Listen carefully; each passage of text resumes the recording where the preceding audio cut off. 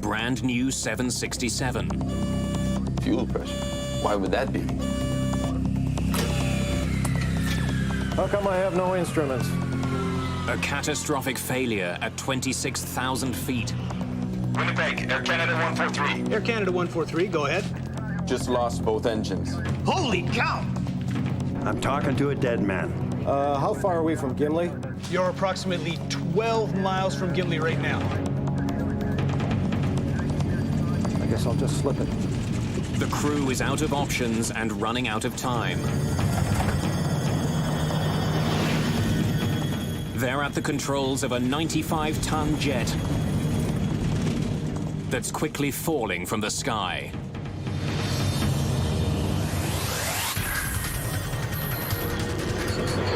Mayday, mayday.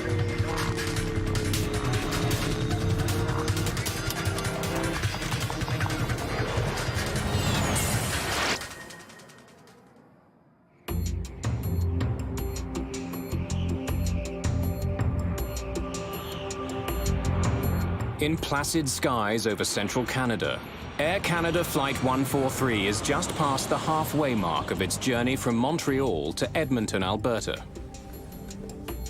Good evening, ladies and gentlemen. This is your first officer. The plane is carrying 61 passengers and 8 crew members. Beautiful day. Clear, temperature of 24 degrees Celsius. It's July the 23rd, 1983. There, that's coming along, huh? Rick Dion is an Air Canada maintenance engineer. I was going to Edmonton with my wife Pearl and my young son Chris, who was 4 years old, and this was the beginning of a 2-week vacation for us, and we were all pretty excited about going on this new airplane. Compliment of the captain. Oh, hey, Rob, thanks. Whenever you want to come up to the flight deck. This was my first flight on a modern 767, as the company had just acquired them. I'll be back in a minute, okay? I was interested in going to the cockpit to see all this new technology fit in with the work that I did on aircraft. The captain on this flight is Bob Pearson. He's 48 years old, and he's spent more than 15,000 hours in the air. His first officer is Maurice Quintel, who has more than 7,000 hours of flying time. Come on in. Pardon me, gentlemen? Rick. I knew Bob Pearson from the small flying club that I attended in St. Lazare, and he was actually one of the local pilots there that used to do some gliding, and he also flew the ultralight lasers. We had departed heading northwest, a nice clear sunny day in July. We're flight plan at 39,000 feet. There were a few airplanes that flew that high in 1983. And we requested 41,000 feet, which got us further above the jet stream out of the west. The crew may have accumulated a lot of hours in the air, but very few in this plane. It's Boeing's latest and most advanced wide-body jet, the 767. An army of microprocessors in the belly of the plane automates so many functions that the flight engineer's job has been eliminated. This is one of 4 767s that Air Canada has recently acquired. The plane itself has only 150 hours on it. Quite a difference here, huh? Oh, yeah. Reset on and start here. The cockpit is different in that all the old instrumentation that we're accustomed to, mostly that was all gone. It was all CRT display, like small TV screens. It was a new high-tech airplane, which involved quite a change for the crew and the maintenance personnel, people handling it. This is a new aircraft for both the captain and I. At the time, I had 75 hours on that airplane, so everything was new for me. Pilots and maintenance crews are both still getting to know this airliner. Well, then we get that same condition. Captain Pearson explains to Dion how he handled a small problem with the engines on an earlier flight. Comes back down to low stage, and we just carry on. You know, that brings up an interesting... Fuel pressure?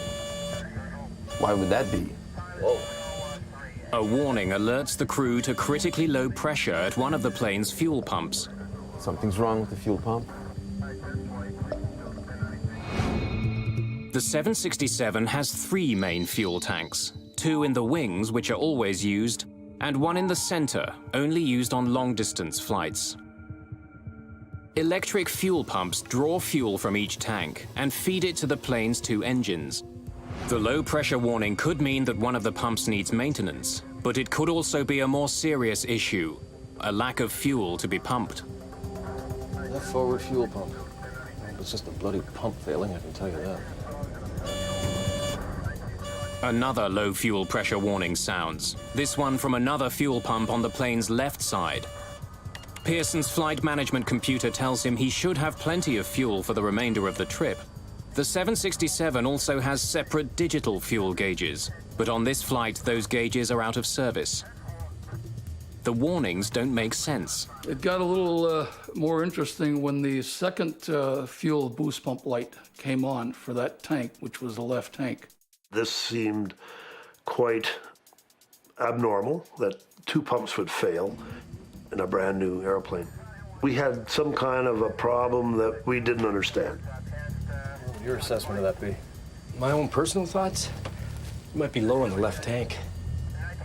I used to be involved with transferring fuel, and I know that when you're trying to empty a tank, it'll start flashing periodically, and then the pump will reprime, and then the light will go out. In this case, it appeared to do exactly the same thing. Captain Pearson knows that if the left tank is running low, the right tank may be low as well. Let's head for Winnipeg. Now.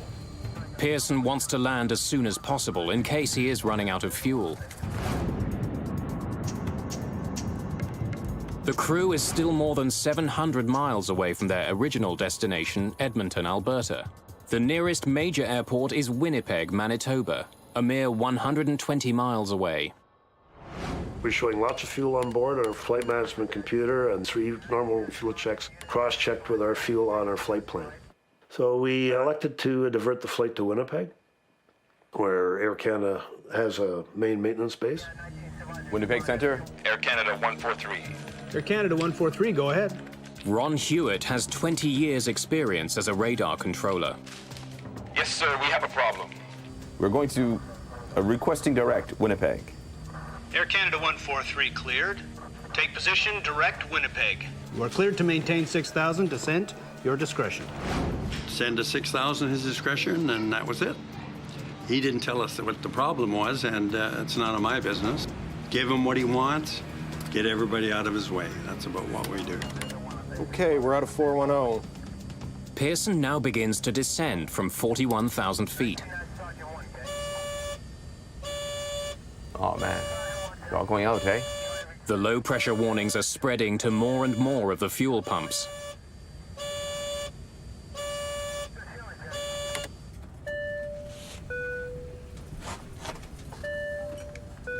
Quintel instructs the cabin crew to prepare for an emergency landing. Hello? Cabin? We think we have problems with our fuel system. We are diverting to Winnipeg.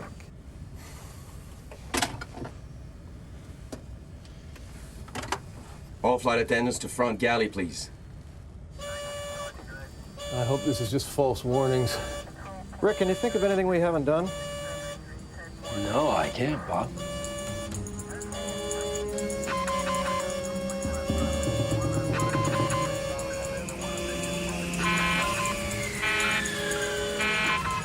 Okay. We've lost the left engine. Losing an engine erases any doubt. Flight 143 is in fact running out of fuel. Okay, checklist. Single engine landing. Pearson is trained to land a 767 with 1 engine. No one has ever tried landing with none. He scrambles to get his plane down so that he doesn't become the first. With only 1 engine powering Air Canada Flight 143, and with the possibility of the other engine shutting down, the crew prepares the passengers for the worst. Ladies and gentlemen, this is your in-charge flight attendant speaking. Due to mechanical problems, we'll be preparing for an emergency landing. Please return to your seats and fasten your seat belts. Your crew is fully trained to deal with the situation, and as you may have noticed, some crew members have already started to prepare the aircraft. I had no idea, like the rest of my crew members, that there was a problem with fuel. I had no idea why we were going to Winnipeg. Approach and landing. Flaps will be 20. Right. Ground flap override. As they're doing that drill, the right-hand fuel pump low pressure light was flashing as well, much like it did on the left. They were quite busy carrying out the first engine out, not watching the pump lights, which was right at my eyebrow, so I kind of knew that that one there was going to shut down too. What was that?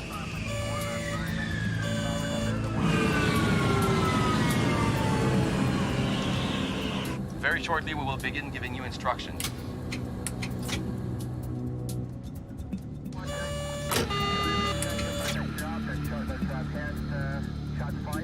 How come I have no instruments? Our beautiful colored engine and flight instrument displays simply went black. Ladies and gentlemen, please remain calm.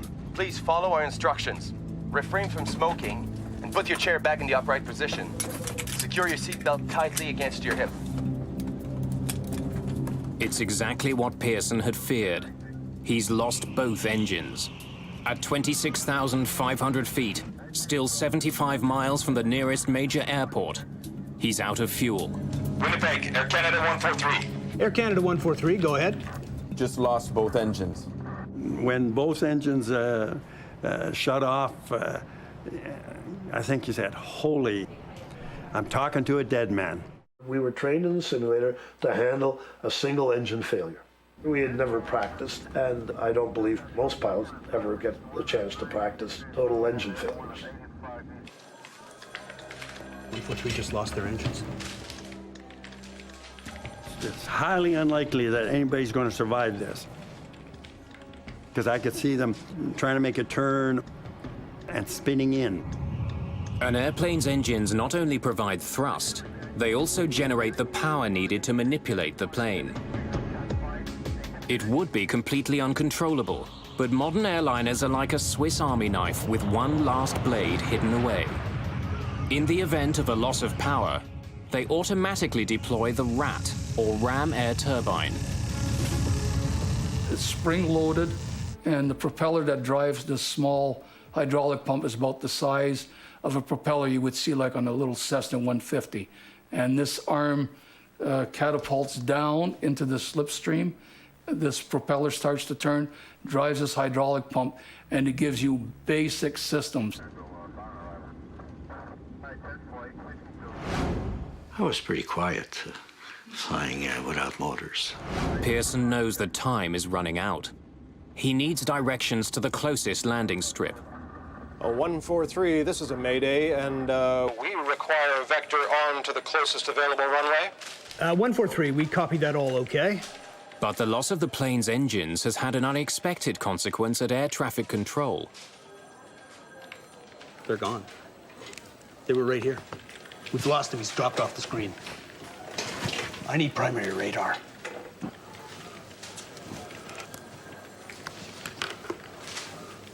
Uh, 143, we've lost your transponder return and are attempting to pick up your target now.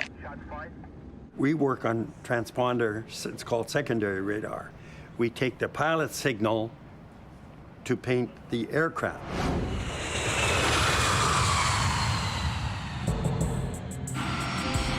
Commercial jetliners are equipped with a transponder, a device that transmits coded information which air traffic controllers use to determine the plane's location. But when Flight 143 lost its second engine, only a small number of items got backup power. The transponder was not one of them, so the plane disappeared from Hewitt's screen. Flight 143 is somewhere east of Winnipeg, but no one knows exactly where or how far it is from the airport. In spite of its enormous weight, a 767 doesn't plunge from the sky when it loses its engines. Its aerodynamic properties keep it in the air, but slowly coasting to Earth. And I was trying to figure how many miles we were moving ahead versus how many thousands of feet we were dropping. But Quintel doesn't have the instruments which provide the information he needs to make that calculation. Since he lost the plane's signal, Hewitt can't give Quintel that information either. Controllers hurriedly work to rig up a way to find the plane. Just before landing, you will hear the command, brace for landing. Brace immediately and stay braced until the plane comes to a complete stop. There are two ways to brace. One, bend forward. Raise your arms and hands against the seat back. Bryce Bell is a businessman on his way home to Edmonton. As soon as they announced that we were making an unscheduled stop in Winnipeg, I immediately wished I hadn't had the 2 drinks that I'd had, because I thought, you're going to have a split second here, and this plane's going to explode in flame, and the decision you make in that split second will depend on how alert you are. Okay, please put your personal belongings in the seat back pocket. The response of the passengers when we were doing the emergency briefing was basically alert. They were looking at us, they were paying attention to every word we were saying. I couldn't have had better passengers. I think that's him. Let's say that's him. Because their modern equipment can't see Air Canada 143, the controllers switch to old-fashioned radar, which doesn't need a transponder to locate planes. I got to turn up my true radar, the reflective radar, which is not nearly as good. And we don't use it at all if we can help it. Okay, I got it. 65 from Winnipeg, 45 from Gimli. 143. We have you at 65 miles from Winnipeg and approximately 45 miles from Gimli. For the first time since losing power, the pilots know their distance to Winnipeg. We might make Winnipeg. Quintel, however, thinks that Gimli is a safer bet. Gimli, Manitoba has a decommissioned Air Force base. It's about 20 miles closer than Winnipeg. As luck would have it, Maurice Quintel trained at Gimli while in the armed forces. He knows it well. 45 miles to Gimli. That is a long runway. Is there emergency equipment at Gimli? Negative emergency equipment at all. Just one runway available, I believe. And no control tower and no information on it. Pearson must consider the possibility of a crash landing. If he has any chance of making it to Winnipeg, which has full emergency support, he knows he must try for it. Okay, then we would prefer Winnipeg. Fine. 143, continue your present heading. We all reacted very businesslike and say something specifically to the situation, but never would we ever look at each other. I think we were all afraid that we might break down. Parents were hugging their little kids, and people were busy scribbling away, which I found out afterwards where they were writing their notes to loved ones and their wills and all kinds of things like that. It was pretty nerve-wracking. 143, a question if you have the time. Okay, go ahead. Total number of persons on board, please. The actual number of people on board is 69, but Quintel is overtaxed. He gives a lower number in error. I have 33 people on board, including the crew. Okay. I have to ask if Soul's on board. I know he's busy. I don't want to ask him questions, but I have to. This thing can go down in the lake or the field. And I remember thinking, great. I know this airplane carries about 300 people. At least it's not 300. It was about regrets. It was about things I hadn't done in my life. It was about ways I've treated the odd person here or there that I wish I'd treated more gently. It was about how stupid I was at some of the things I used to make big issues out of that are so insignificant when it really comes down to what real reality is about. It was pretty devastating. And I remember telling a mother with a baby, and I had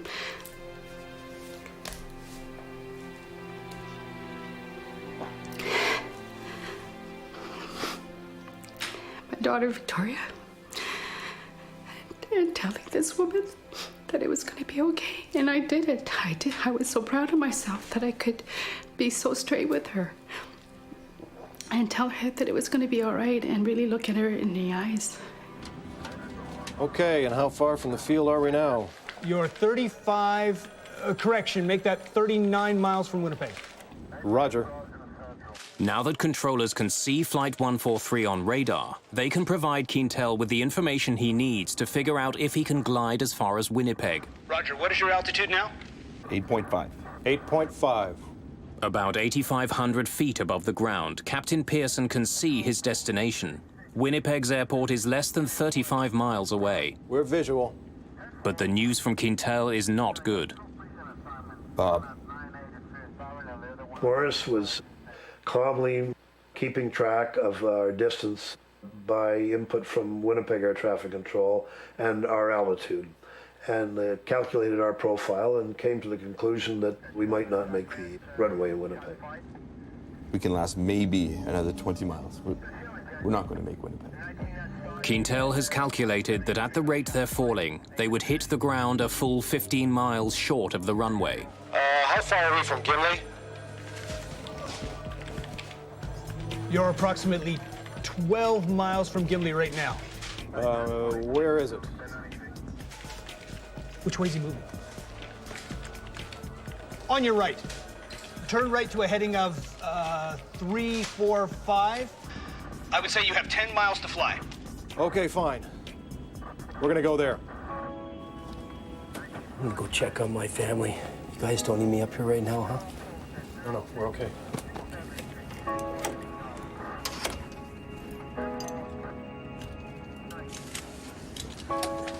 Don't worry about it. It's okay. They got it under control. Just make sure your seatbelts are tight, all right?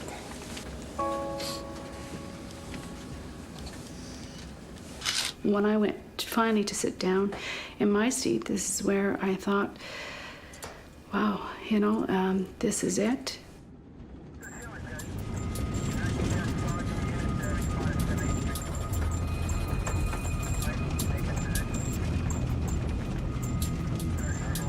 Landing gear down. Roger. First Officer Quintel lowers the landing gear. Because there's no hydraulic power, Quintel does what's known as a gravity drop, letting the gear's own weight drop and lock it into place. The two main gear are heavy, they fall immediately, and two green lights confirm they've locked. But the nose gear is lighter, it doesn't lock. We could hear the main gear clearly, falling and locking. I was not aware that the nose gear was not down and locked.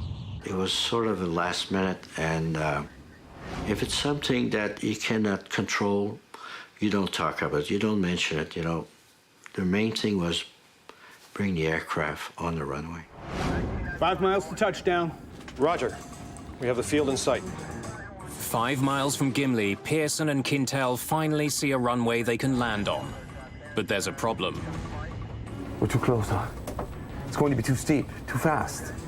Yeah, I know. Pearson is almost at the runway, but he's much too high above it. If he comes down at a normal descent rate, he'll miss the landing strip. But if he comes down steeply, his plane will gather a dangerous amount of speed.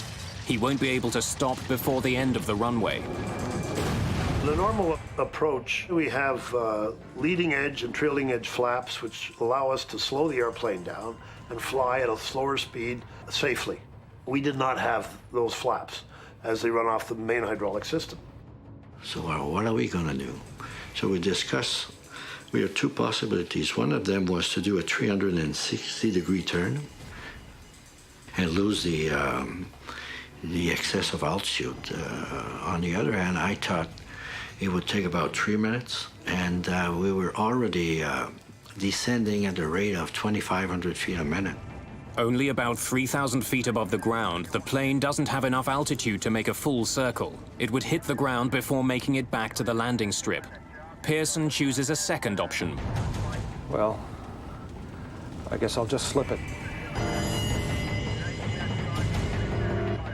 Pearson decides to try a maneuver called a side slip, practically unheard of on commercial airliners, but sometimes used by glider pilots. And Bob Pearson has a lot of experience flying gliders. I'm just going to slip it down till we're almost down at the runway, and I'll straighten it out.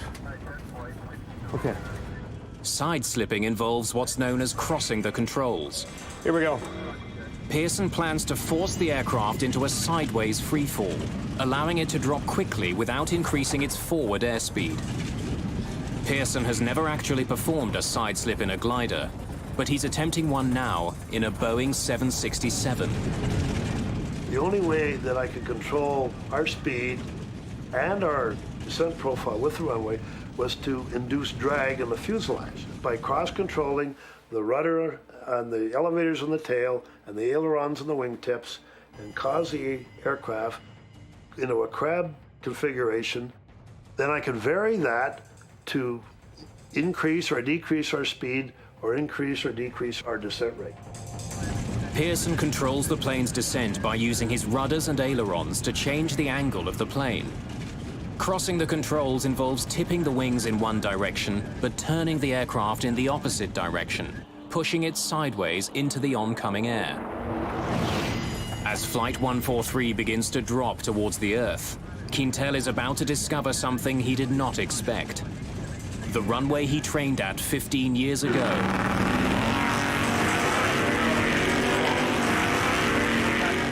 is no longer a runway.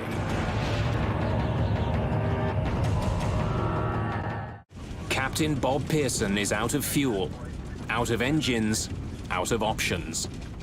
If he can't line up with the runway at Gimli, he doesn't get a second chance.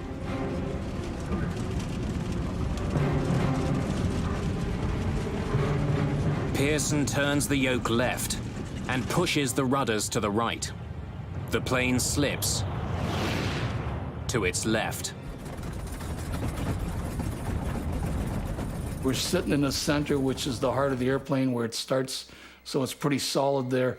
I thought there's a real good chance here that we'll be all right. However, when he put the airplane into a side slip, all that went out the window because I figured, oh, if he hits a wing or something, it starts to catapult and roll, that's not going to work anymore. The 767 loses altitude quickly, plowing sideways through the air. When I looked to the left of the aircraft, I was looking directly at the ground because the airplane is angled quite, well, about maybe 60 degrees of banks. The bank angle was quite high and the nose of the aircraft was quite high. It was an awkward moment, and if it was awkward for me, I can imagine for the passengers, it must really have felt odd. I saw a sand trap from this golf course, and I thought, we're going to crash. Pearson must maintain a crucial balance. He's got to slow the plane enough to be able to land safely. But if he slows down too much, the airliner could lose its lift and plummet to the ground. When a pilot is normally landing an airplane, he's maneuvering the flight controls and operating the thrust levers pretty continuously on most landings. And so I was doing the same thing without the thrust levers.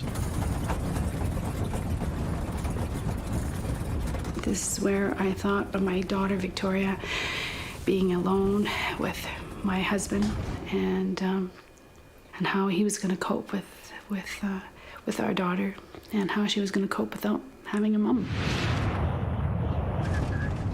As they approach, Pearson focuses on his target, the threshold of the runway. I got tunnel vision like I've never had it before.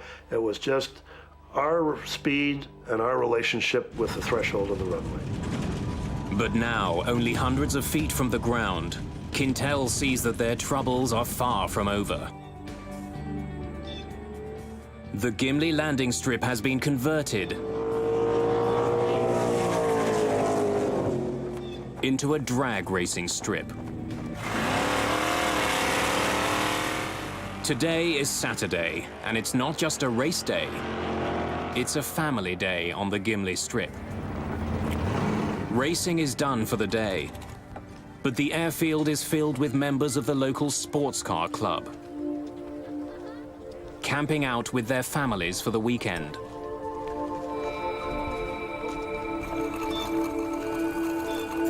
Two children have decided to pedal the length of the runway. They don't hear the plane coming for them. Without engines, it's silent. And one thing the 767 doesn't have is a horn. Brace! Brace for landing!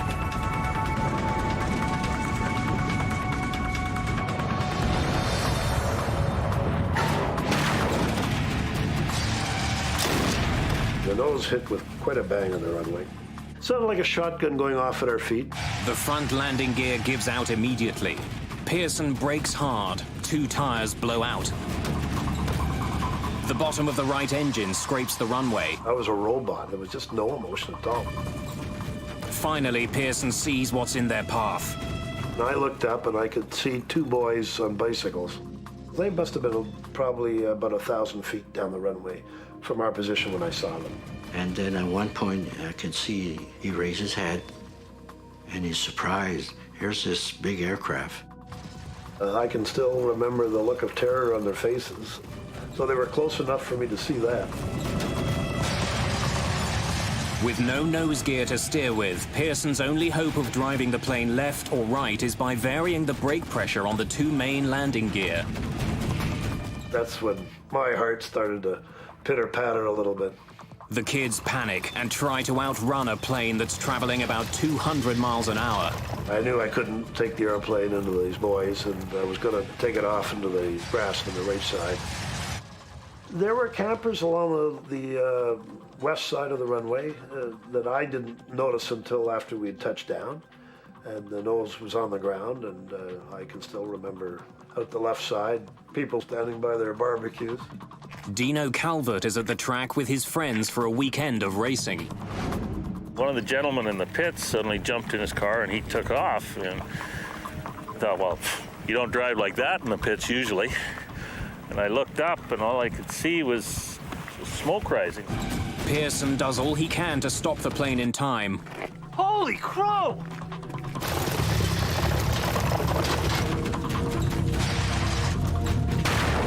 The plane plows into a guardrail installed down the middle of the runway. Smoke, Bob.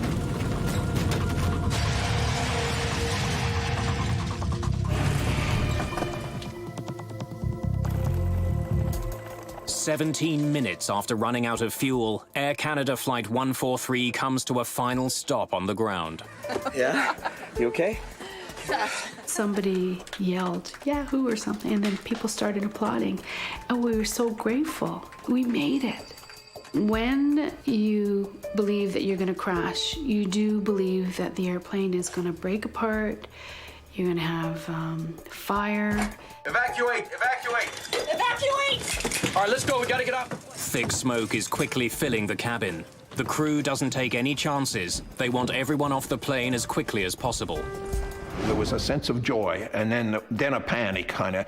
It seemed to go in waves, and then a panic saying, we got to get out of here. We got to get out of here. Less than 2 months earlier, an Air Canada DC-9 made a successful emergency landing in Cincinnati, only to burst into flames on the tarmac before all the passengers could get off. 23 people died. The crew and passengers of this flight want to avoid a similar fate. It took maybe just a few seconds to come up to a full halt on the runway, but the cockpit was full of smoke. Passenger evacuation checklist. Passenger checklist. Fuel shut off. Off. Cabin depressurized. Electrics off. Electrics off. Checklist complete. Time to get out of here.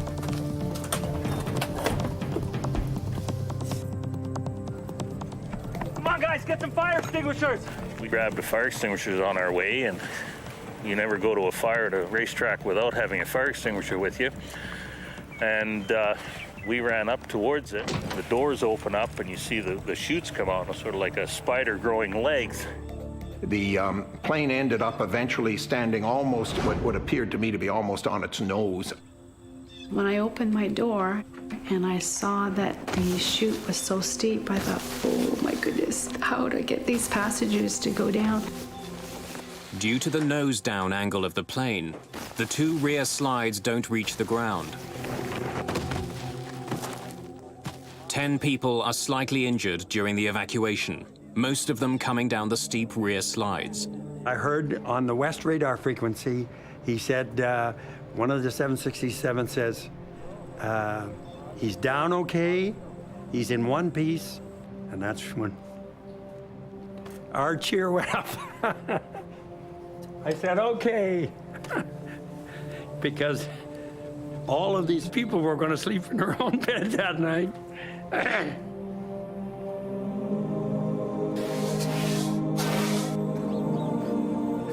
There's still a lot of smoke coming from the plane's nose. Turned out it was about 6 inches of insulation between the inner and outer skins. From friction, that was starting to burn. The flight attendants have good news. All 61 passengers have made it off the plane. There's not so much as a single serious injury. Can we give you a hand? Yeah, extinguisher.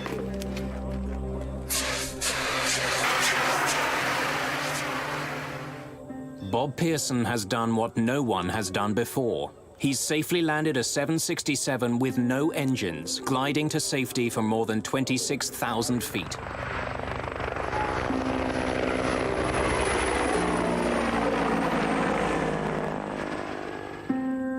Air Canada Flight 143 glided... The event makes international headlines immediately. People are already asking how one of the most sophisticated passenger planes in the world could have run out of fuel. Sliding down emergency chutes.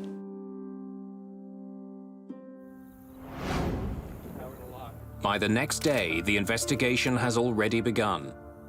Bill Taylor and Diane Rochelot of Canada's Aviation Safety Bureau are among the first investigators at the scene.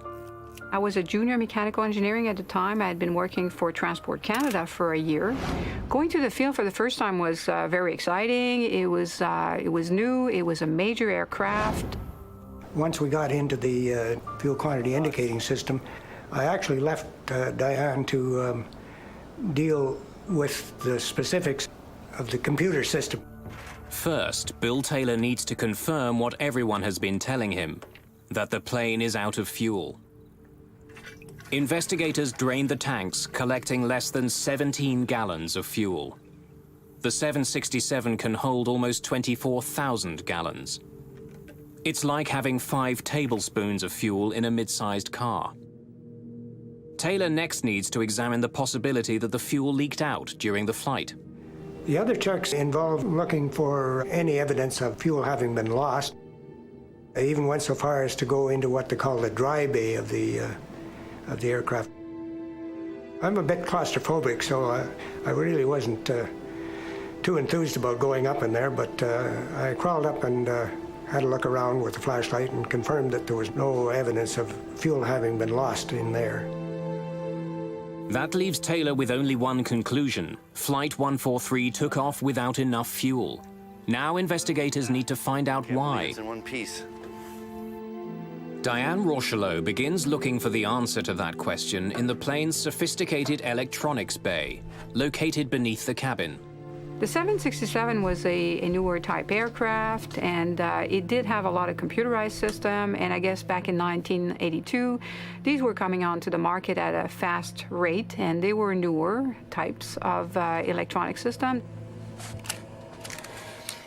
Rochelot confirms that a computerized unit, the digital fuel gauge processor, had been malfunctioning on this plane.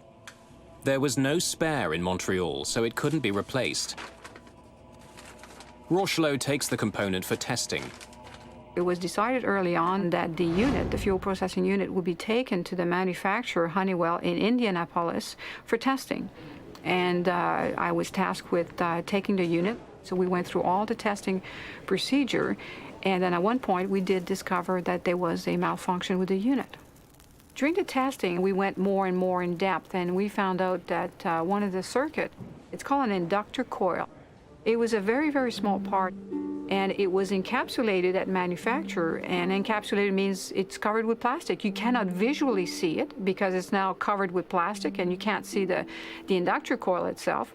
But once we took over the plastic case, we could see that the solder joint had not been made properly. which caused a malfunction in the system. The faulty processor explains why Pearson didn't have fuel gauges for the flight, but doesn't explain why he didn't have enough fuel. The inoperative gauges were clearly flagged. Ground crews wouldn't have relied on them when they were fueling the plane. Investigators confirmed that the ground crew did perform a manual check of the fuel before takeoff. We just need to know what you did next. Yeah? We did a manual check of both tanks, and then we pump enough fuel for the trip to Edmonton. Flight 143 should have taken off with enough fuel for the trip. Okay, thanks. That helps.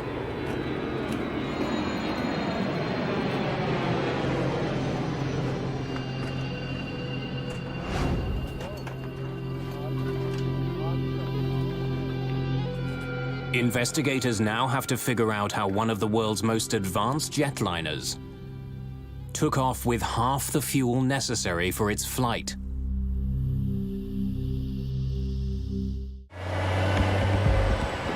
The investigators know that with its fuel gauges out of service, Flight 143's fuel tanks were checked manually. Then the fuel for the trip to Edmonton was added to the tanks.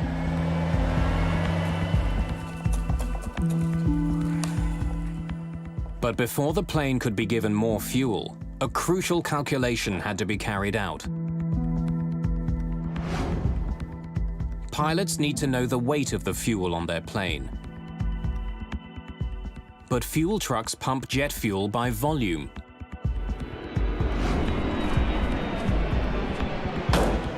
In order for pilots and fuelers to communicate, a simple routine translation between volume and weight has to be made.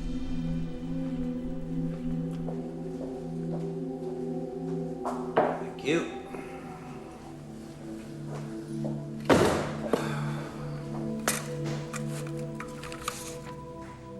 Investigators check and double-check that math.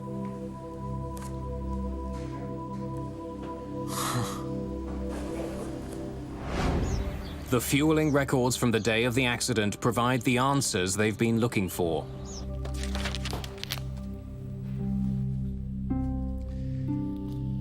This is a typical fueling record. But when investigators examine the calculations for Flight 143... And this is from Flight 143. They look anything but straightforward. The document clearly shows the amount of fuel in the right and left tanks, but investigators are troubled by two particular numbers. One converts volume to kilograms. The other converts it to pounds. He shouldn't have been using both. So did you convert to pounds or to kilograms? To pound? Oh, to kilo. Can I see that again? Further interviews with the technicians and crew reveal that the events on Flight 143 Now I don't know what I did. were caused by human error involving poor calculations and ultimately inadequate training. Okay, fellas, we've finished with the fuel. The technicians refueling Flight 143 got muddled in their calculations while converting the volume coming out of the fuel truck to the weight of the fuel in the plane's tanks. No one who saw the calculations that day noticed the basic error. In 1983, Canadian ground crews were used to converting the amount of fuel leaving their trucks into pounds. The 767 was the first plane in Air Canada's fleet to have metric fuel gauges.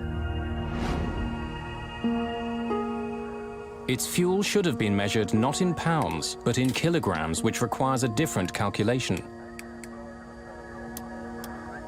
Flight 143 needed 22,300 kilograms of fuel for the trip. But pilots and technicians let it leave with 22,300 pounds instead. Because a pound is about half a kilogram, the plane only got half the fuel it required, which explains why Pearson's flight computer told him he had plenty of fuel. He entered the wrong amount of fuel to start with. In the past, the flight engineer calculated the fuel loads. This accident raised an important question. Whose job was it with the two-man crew?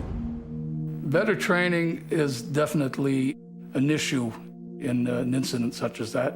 If everyone is trained and the lines are drawn as to who's responsible for what, then there's no ambiguity on it. People know what they're responsible for. In this case, it was sort of open-ended. We weren't aware who was responsible for the final say on this field stuff. A subsequent inquiry found that none of those involved that day was trained in metric calculations. Not the ground technicians, not the pilots. I had not received any, neither of us had received any training at all on doing these calculations. The computer that had replaced the 767's flight engineer was broken, and no one knew who should be doing its job. Air Canada 143 was essentially down a man. And the goal is to prevent a recurrence of this particular event. And also, we also find out other systems that might have been either at fault or maybe they could cause a problem in the future, and you do try to prevent recurrence. All right.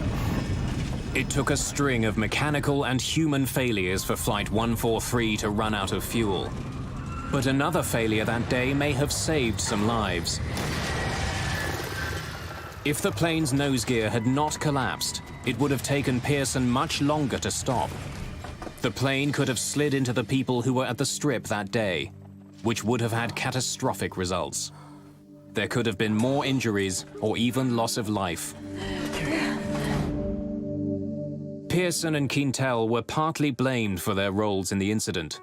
A government inquiry recommended that Air Canada re-evaluate the training of flight crews and ground technicians in metric fuel conversions. It also recommended that the airline keep more spare parts, such as fuel gauge processors. Rick Dion retired in 2003 after a long career as Air Canada's coordinator of maintenance control. First Officer Maurice Quintel was promoted to captain in 1989. Captain Bob Pearson went on to fly 10 more years for Air Canada, his experience at Gimli shaping the rest of his career as a commercial pilot. This experience affected me mostly by making me more relaxed as a pilot, giving me the feeling that as much as I've trained for all those years, that there's always that question about how you're going to perform when the chips are down, and I now have the feeling that no matter what, as long as an aircraft stayed together, I would get it safely back on the ground. And so it's been a relaxing experience.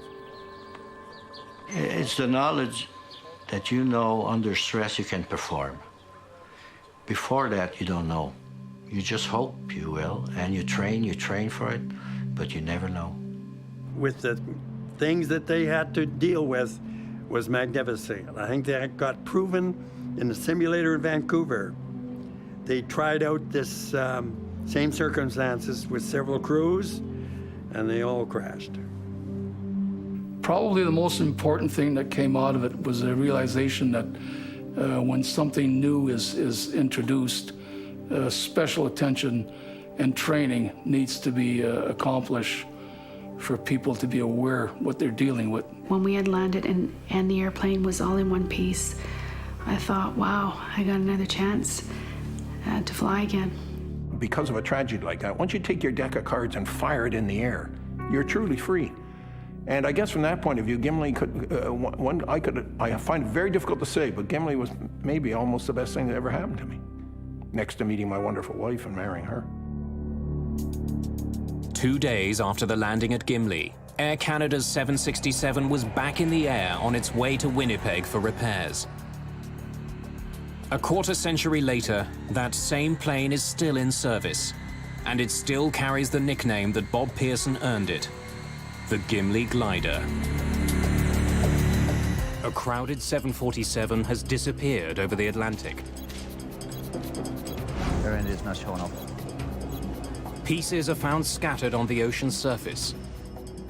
But the vital clues are deeper than any air crash investigation has ever gone. In this accident, we had nothing.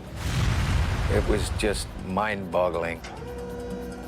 An international recovery effort goes to the very bottom of the sea to rebuild the shattered plane. What they discover will send shockwaves around the world.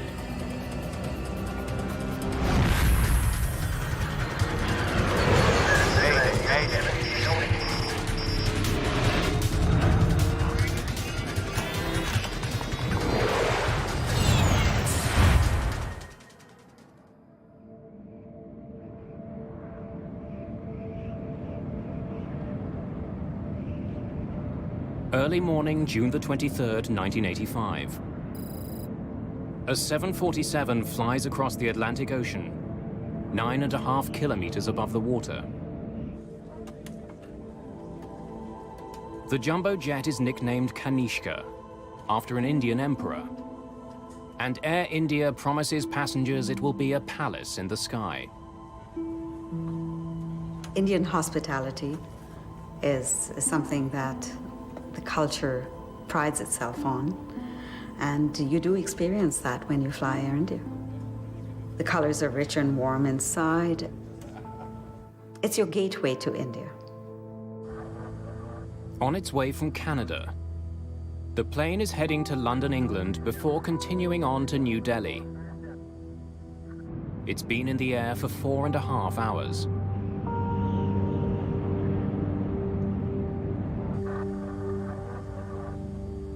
Captain Hansay Narendra is a veteran Air India pilot. Satwinder Binder is a captain too, who's serving as first officer on the flight. As the plane nears land, Binder talks with the flight's purser. Yes, sir? Insha, do me a small favor. At the back of the plane, seat 54, a boy is sitting there. He just wanted to have a look in the cockpit. Can I send him now? After about 15 to 20 minutes.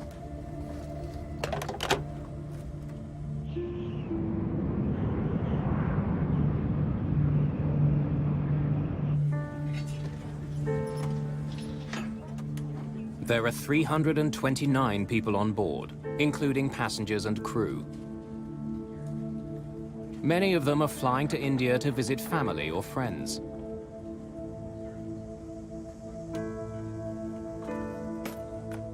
Vishnu Pada is traveling to India with his 2 daughters. Their mother, Lata, is already waiting for them there.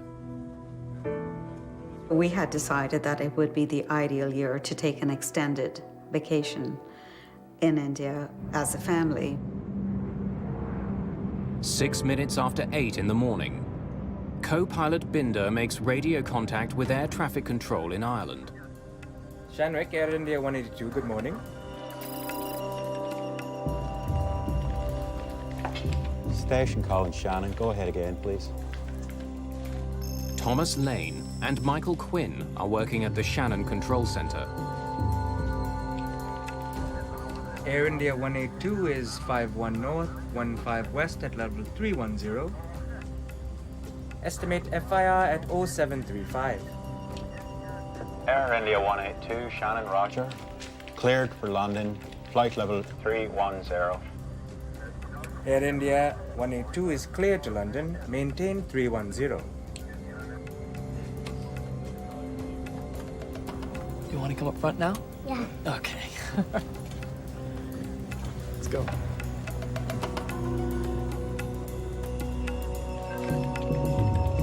It's a light morning at Shannon Control. They're dealing with just 3 planes. But something peculiar has happened. The signals are all jumbled up. The signals on radar merged so that it was totally impossible to read the call signs and flight levels of any of the 3 aircraft. The Air India 747 is flying at 31,000 feet. A TWA jet is several thousand feet above it, and a CP flight is 2,000 feet higher. All are traveling east. Because the planes are stacked on top of each other, The signals have merged on the controller's two-dimensional screen. Tom moved the tracker ball on radar and separated the signals.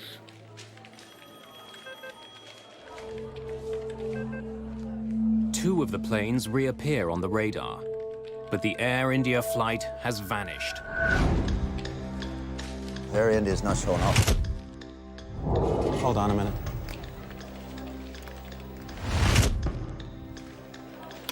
Air India 182, do you read? Air India 182, this is Shannon. Do you read? Over. It's 8:14 in the morning. I had a gut feeling. To this day, I don't know why I picked up the phone.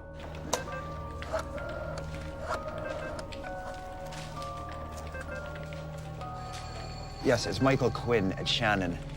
We have a plane off radar. Normally, a distress call to search and rescue isn't made until a plane has been out of contact for more than 20 minutes. The Air India flight has been missing less than 60 seconds.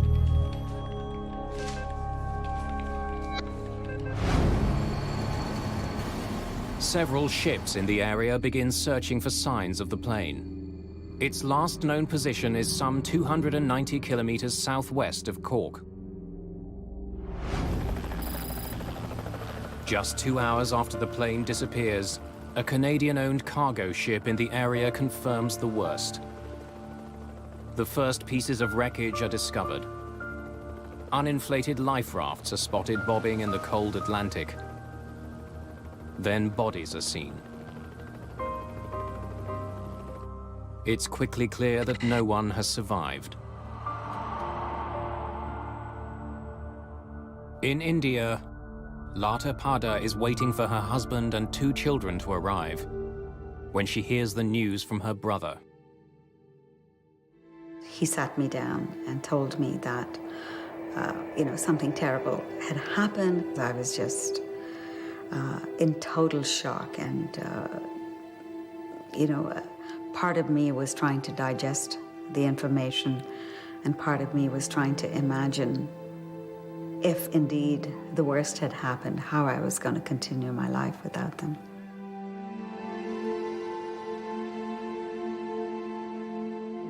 Dozens of bodies arrive in Cork. Many more will follow. Now investigators are faced with the enormous task of finding out how they died and what had caused the crash of Air India Flight 182.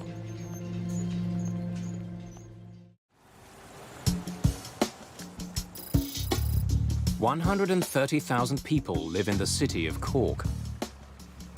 Tucked into the southern coast of Ireland, it's long been a vital seaport.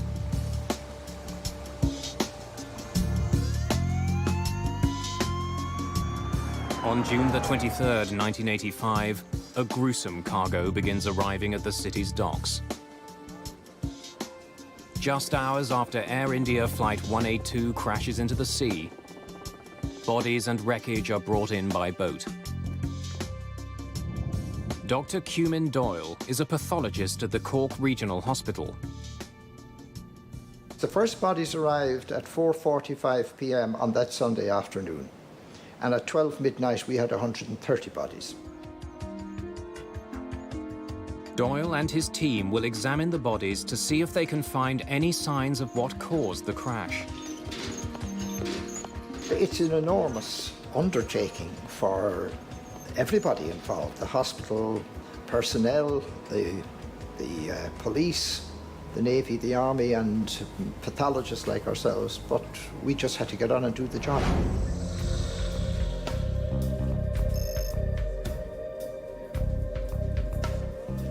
There are so many autopsies to perform that Doyle moves the work into the building's gym. We had 3 police people working on each body, photographer, a ballistics expert, and a forensic odontologist. That is a person who examines the teeth, the face, for identification purposes. In just 4 days, autopsies are performed on 132 victims. All parts of the body were examined externally in detail, and every detail was noted down.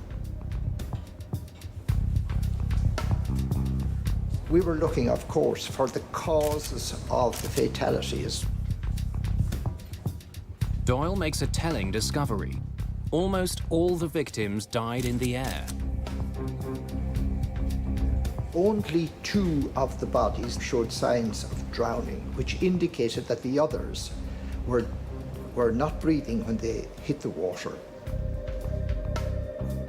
There's something else that's common to many of the victims. A large number have had their clothes torn off. Now that was important because if they had no clothes or little clothes, it indicated that they had fallen from 31,000 feet or so where this accident occurred. Some of the bodies also have signs of so-called flail injuries. These are breaks specific to bones in the hips, shoulders, and other joints. H.S. Kohler is the lead investigator into the Air India disaster. The flail injuries tell him the passengers weren't in the plane when it hit the ocean. They are caused by tumbling, violent motion of the body in air. And that is the pattern of the injuries when a passenger is thrown out of the aircraft at a high altitude. The autopsies show that somehow the plane had been ripped apart high above the water. Passengers were thrown into the sky long before the plane crashed. Based on the injuries, we could only say that the plane had broken up at 31,000 feet.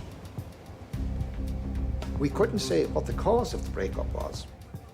The biggest challenge in this accident was that we had no physical evidence available to us in this accident in terms of wreckage, in terms of passengers, crew, or in terms of eyewitnesses. In this accident, we had nothing. The most important job of the investigators is to try to find the plane's black boxes. The 2 devices record cockpit conversation and other technical information about the flight of the plane.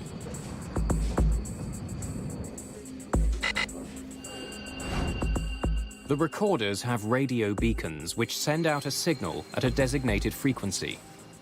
But it's still a huge task.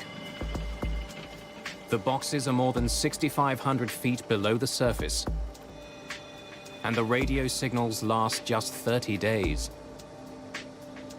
Salim Jiwa is a journalist who has investigated the Air India disaster. The search for the black boxes was urgent, and 3 countries participated in it: England, Ireland, and India. But even with such a massive response, early efforts are frustrated. 42 kilohertz. It's too high. It can't be them. Investigators are picking up radio signals, but they're at the wrong frequency.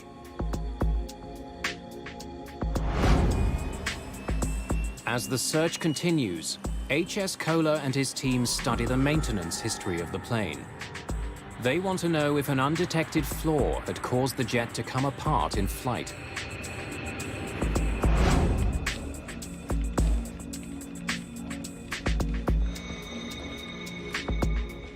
They uncover a potentially important piece of information. The Air India jet was flying with 5 engines.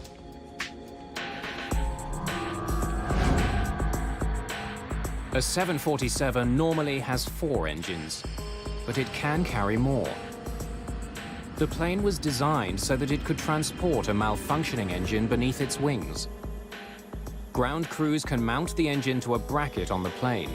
It's exactly what happened to the Air India jet. There was an extra engine that a previous flight had left behind that was mounted on the wing of the aircraft. The extra engine creates substantial drag on the left side of the plane. If the pilots don't properly compensate, the plane will start turning in that direction. And this hypothesis continued that there is possibility that this fifth engine might have caused the breakup of the wing. In fact, investigators discover that before the plane took off for London, the flight engineer noticed problems with the way the engine was attached. There was a small problem in the fifth engine. I've asked them to fix it up.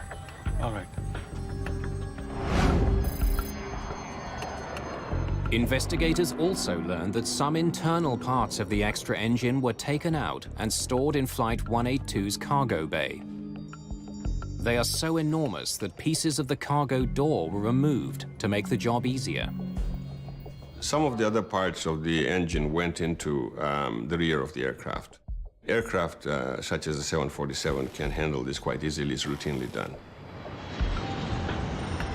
But if the cargo door wasn't reassembled properly, it could have led to an explosive decompression. In 1974, a cargo door blew off a Turkish Airlines flight shortly after it took off from Paris. The sudden decompression crippled the plane. It crashed moments later, killing everyone on board. Kohler must consider two theories. Either problems with the door or with the extra engine itself brought down the plane. If either one had taken place, there should be evidence on the plane's black boxes. Finding the recorders has become increasingly important. Almost 2 weeks after the search begins, investigators get news that helps them pinpoint the location of the black boxes. The signal will be higher. So this 42 kilohertz could be it. Tell the boats to look again. The piece of the black box which broadcasts the locator signal is made of ceramic. If it's damaged, the frequency of the signal can change. It means the strange frequency ships detected earlier could be the right one. Both the cockpit voice recorder and the flight data recorder are finally located. But they're so deep, it's difficult to bring them up. The aircraft was at 6,000 feet below the sea, and it was the depth that was sort of defeating. A deep-sea submersible is brought in. But even with this specialized vehicle, and with the location of the black boxes known, it takes 4 attempts to bring the recorders to the surface. Estimate FIR at 0735. Air India 182, Shannon, Roger. Cleared for London. Lead investigator Kohler now has what he hopes are 2 vital pieces of the puzzle. If there's any problem in the aircraft, the crew will be talking about the problem. They will not be silent about the problem. But when he listens to the cockpit voice recorder, Kohler hears nothing unusual. After the last contact with air traffic control in Shannon, the voice recorder picks up the crew talking about customs seals. It's paperwork that has to be completed before landing. They want about 30 custom seals. Customs? Yeah, custom seals to seal the bar before its arrival. The conversation ends in mid-sentence. That was it, and then everything was, of course, silent. The cockpit voice recorder indicated that there was no abnormality in the cockpit, no emergency. Every conversation was normal. The plane's flight data recorder tells a similar story. Kohler pours through details about Air India's speed, altitude, and dozens of other pieces of information. The extra engine did cause the plane to bank slightly, and the jet's rudder was turned 11 degrees to the right. But this was exactly what the crew needed to do to offset the drag created by the fifth engine. We found that all parameters of the aircraft altitude, aircraft heading, aircraft bank attitude, roll attitude, autopilot engage, everything was working normally till the last point.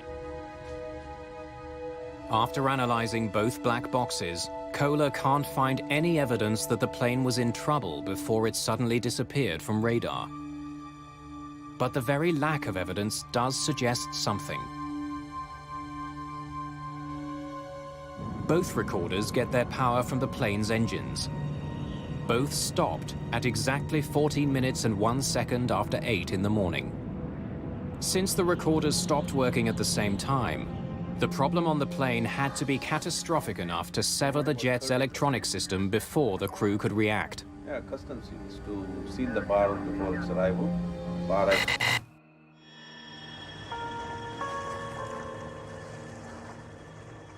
Investigators are becoming convinced that there are only two possible explanations for the crash: a devastating decompression or a bomb.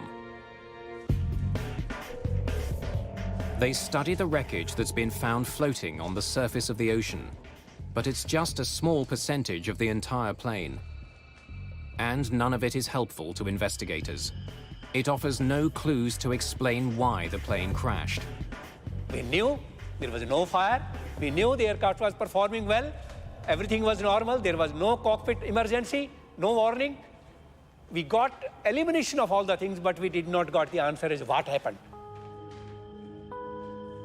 To go to the cause of the accident, we had to go to the wreckage, which was lying at the bottom of the sea. But what parts of the plane should investigators focus on? The black boxes were equipped with radio transmitters which made them easier to find. But the debris field is deep underwater and enormous, some 16 kilometers long and 6 kilometers across. How do investigators identify the one clue that will help them unlock the mystery? Roy Truman is an underwater salvage expert. He's brought in to do something that's never been done before: retrieve the ruined pieces of a jumbo jet from the bottom of the ocean. In hundreds of thousands of pieces, he needs to find the ones that will explain why the plane crashed. Up until that time, we had only been used with recovering small aircraft. Here we're talking about a 747, which was huge, and we had no idea of the size of the pieces and what we were going to find. Investigators know they can't bring the entire wreck to the surface. It's so deep it takes hours to recover a single piece. The submersible takes underwater video and still photos. Investigators use those to decide which pieces to bring to the surface. It was a narrow corridor, and at each end of the corridor, it was very light wreckage. All of the heavy stuff, engines, main aircraft structure was in the middle of the wreckage field. Like searching for a needle in an underwater haystack, investigators hope to discover the cause of the crash in a tangle of ruined metal. But autumn is coming. Soon the weather will turn bad, and they'll have to abandon their search. The key to unlocking the disaster still lies somewhere at the bottom of the ocean.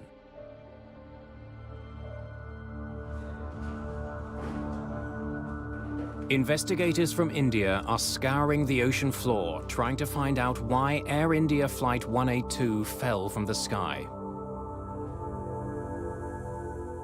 As the work continues in Ireland, there's growing suspicion in Canada that the Air India crash was no accident. As police and investigators sift through the list of passengers on the plane, they find something peculiar. Many of the passengers who were on Air India Flight 182 began their day in Vancouver. They were using another plane to connect to Flight 182. One of the passengers who bought a ticket for that plane never got on. Well, the passenger, we have never identified him per se, but the ticket identified him as M. Singh. It simply had an initial, but no full name. We believe that name to be was fictitious, and that the person never intended to travel. While he never boarded the plane, M. Singh did check in. Next, please. On your way to Toronto? And I want my bag checked through to Delhi. Sir, I can't do that. Your reservation is only confirmed to Toronto. Oh, I am confirmed. This is my ticket. Jeannie Adams is a ticket agent working for Canadian Pacific. Mr. Singh, you are on standby to Delhi. I can't. But then I have to pick up my bag. I can't check your bags through to India if you are not confirmed. But I am indeed confirmed. Wait. I'll get my brother. He'll tell you. There are as many as 30 people waiting to check in. Adams doesn't have time to wait for the man's brother. Oh, okay. I'll check it through. But you have to check with Air India when you get to Toronto.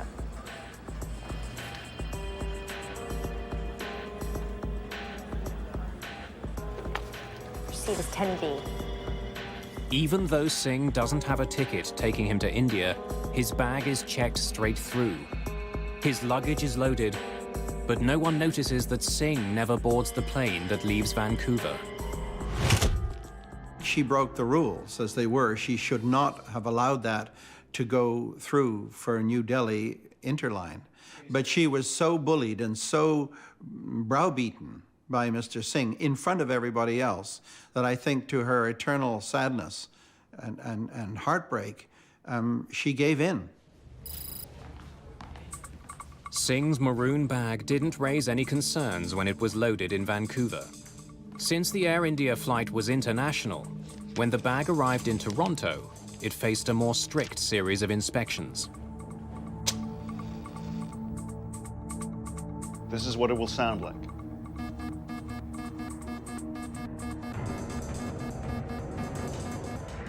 John D'Souza is a security officer for Air India. The day of the flight, he demonstrated a portable explosives detector for baggage handlers in Toronto. Chemicals in a match triggered the device, as would chemicals used in some explosives. Okay. The portable device was put to use because the X-ray machine, which normally scans every piece of luggage, had broken down. The technology, especially the X-ray technology, were very weak, very in their infancy at that time, and it didn't work reliably. And in the case of the Air India episode, the technology went quite badly wrong, which was one of the tragedies of this situation. As security workers used the portable explosives wand on the bags, everything seemed normal, until they got to the maroon bag.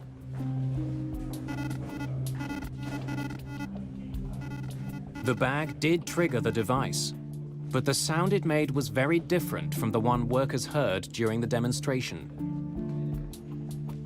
The bag was passed and allowed on board the plane, eventually flying towards England.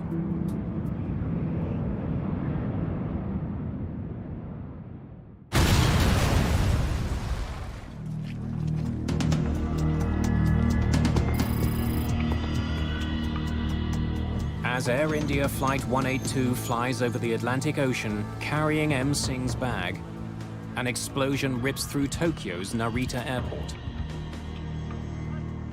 2 baggage handlers are killed, 4 people are injured. A bomb has been hidden inside another piece of luggage that came from Vancouver. Luggage that was bound for another Air India jet. And it was headed for the cargo hold.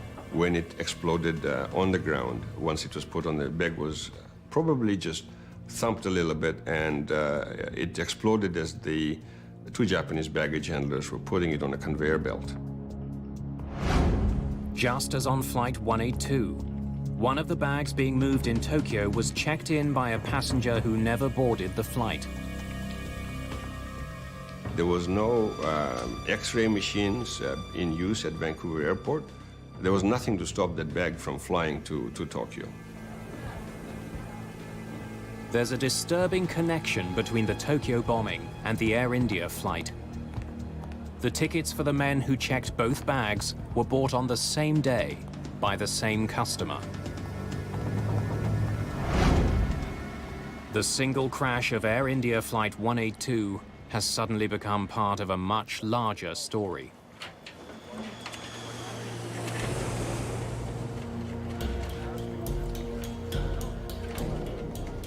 With the apparent connection between the two incidents, investigators in Ireland are extremely interested in what police find in Tokyo. Soon after the bombing, forensic experts descend on Japan's Narita airport. There are traces of evidence everywhere. The Narita bombing was within a confined space. So unlike the Air India Flight 182 situation, where we had debris scattered over 9 miles under the ocean and pretty hard to retrieve, we had, in a sense, the good fortune of a contained area where an explosive device went off. Pieces of metal and circuit boards are embedded in the walls. Explosive residue clings to parts of the container that housed the bomb. Amazingly, Japanese forensic experts were able to pick out tiny parts and fragments, and all the analysis finally led Japanese police to identify the vehicle that was used to carry the bomb. Experts even find serial numbers on pieces of the wreckage. Clues that show the bomb was hidden inside a specific stereo tuner made by Sanyo. All 2,000 tuners that were ever made were shipped to a warehouse near Vancouver, British Columbia. From there, they were sent to stores across the region. One of those tuners carried the bomb that exploded at Narita. Police have a difficult task trying to trace the sale of 2,000 tuners. They could have been sold to anyone. Most of the stores that had received the tuner had been sold out for years. But police get a break when they ask about the tuner at a store in Duncan, a tiny town on Vancouver Island. The last unit had been sold just a few weeks ago. They were able to figure out who bought the stereo tuner which contained the bomb. Police obtained the same sort of tuner that was used to house the bomb on Air India. They conduct tests to see how big the bomb would have to be to create the sort of damage that was found in Tokyo.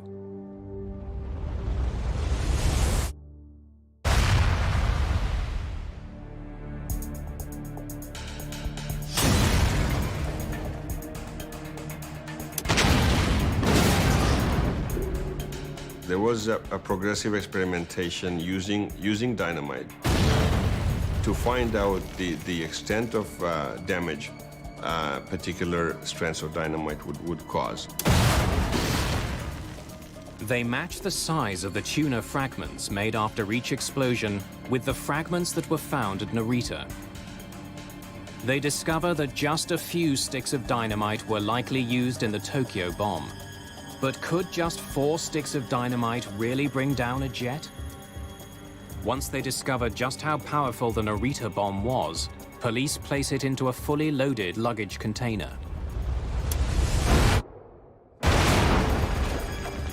The devastation is enormous. Any decompression caused by an event, or an explosive device in the luggage hole, would be sufficient to cause catastrophic results for that aircraft. You don't need much. 4 sticks of dynamite can do the job.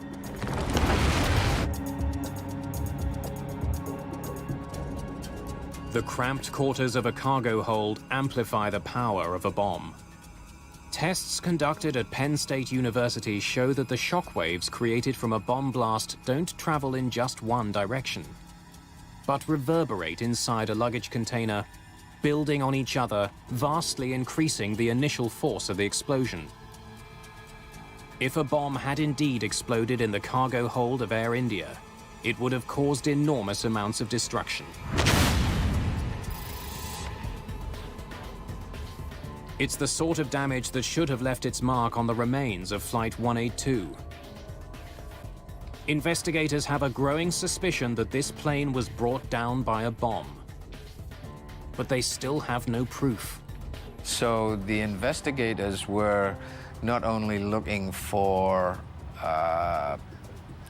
something that was broken that might have caused the failure, but they were looking for signs of what caused the explosion, such as burning or solvent stains or possibly shrapnel in seats. It meant a lot tighter scrutiny of every piece of wreckage. We kept on analyzing each photograph. Is it giving any indication of an explosion? Is it giving any impact damage? Knowing his time is running out, Kohler selects a few key pieces of the plane to bring to the surface. Bad weather forces him to leave the rest behind. Kohler hopes the bits he does have can prove there was a bomb on board. Each piece that's brought up is carefully mapped to its original position on the jet. One of the most promising sections brought up from the bottom is the floor of the front cargo bay. When we recovered that item, we found that it had holes which are of a very special nature. Penetration from inside to outside at a very high speed, curling of the edges of that one. And that was indicative of that perhaps this is the place where the explosion had occurred. As many as 20 holes are found. In each, the metal is bent outward, like the petals of a flower. These are classic signs of something being blown out from the cargo bay. On the side wall of the cargo bay, investigators find more clues. Additional holes are discovered, like the ones on the floor. These also appear to have been blown out from the cargo hold. A closer study of the ceiling of the cargo bay also indicates that the ribs connecting it to the fuselage were broken by being forced up.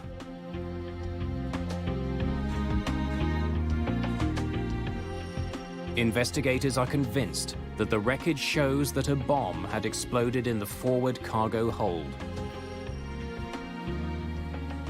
If the bomb had gone off in the front of the plane, it would explain why the flight data recorder and cockpit voice recorder cut off so quickly. Like other 747s, the electronics bay on the Air India flight is located below the cockpit. Many of the important electrical systems on the plane run through here. The forward luggage compartment is right beside it. And so when the bomb went off, the explosion would have taken out the computers completely, and there would have been absolutely dead silence, and that's precisely what happened. Investigators are convinced that Air India Flight 182 has been destroyed by a bomb. This was no accident. The crash of the passenger jet was a crime. Nobody thought that such an evil plot of blowing two aircraft simultaneously would occur from Vancouver.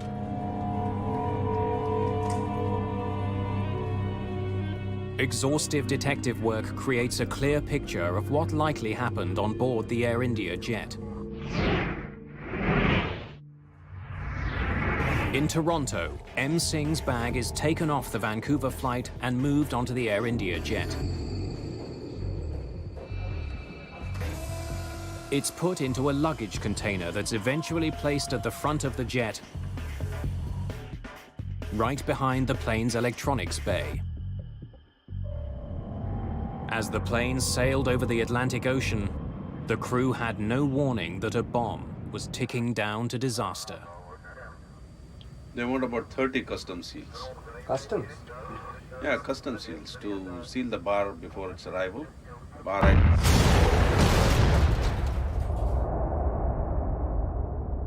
When the force of the blast hit the floor of the jet, it pushed it violently upwards. The thin fuselage would have been blown apart. The air pressure inside the plane would have rushed out, tearing passengers from the cabin and fatally crippling the jet. The debris scattered over 9 miles is an indication of how rapidly and how fearsome this whole decompression was. But in this instance, the aircraft completely didn't stand a chance of flight. There was no way of continuing flight in this case. As the jet fell towards the sea, The forces put on the fuselage tore it apart. It would have a tail torn off and the wings would start breaking. And there's no way of sustaining flight after that. It goes into gyrations. Once it goes into gyrations, there was just massive structural failure. After months of painstaking work, investigators believe they have unraveled the cause of the Air India crash. They've proven a bomb brought the plane down. It's now up to police to find the bombers. But with so many deaths, and so many more possible if the Narita bomb had exploded in mid-air, there's immediate interest in making passenger jets safer. This was one of the biggest disasters in the Indian aviation history. And it could have been avoided if the procedures were in place. As the hunt for the killers continues, extraordinary steps are taken to tighten security and to see if jets can be made to withstand the force of a bomb.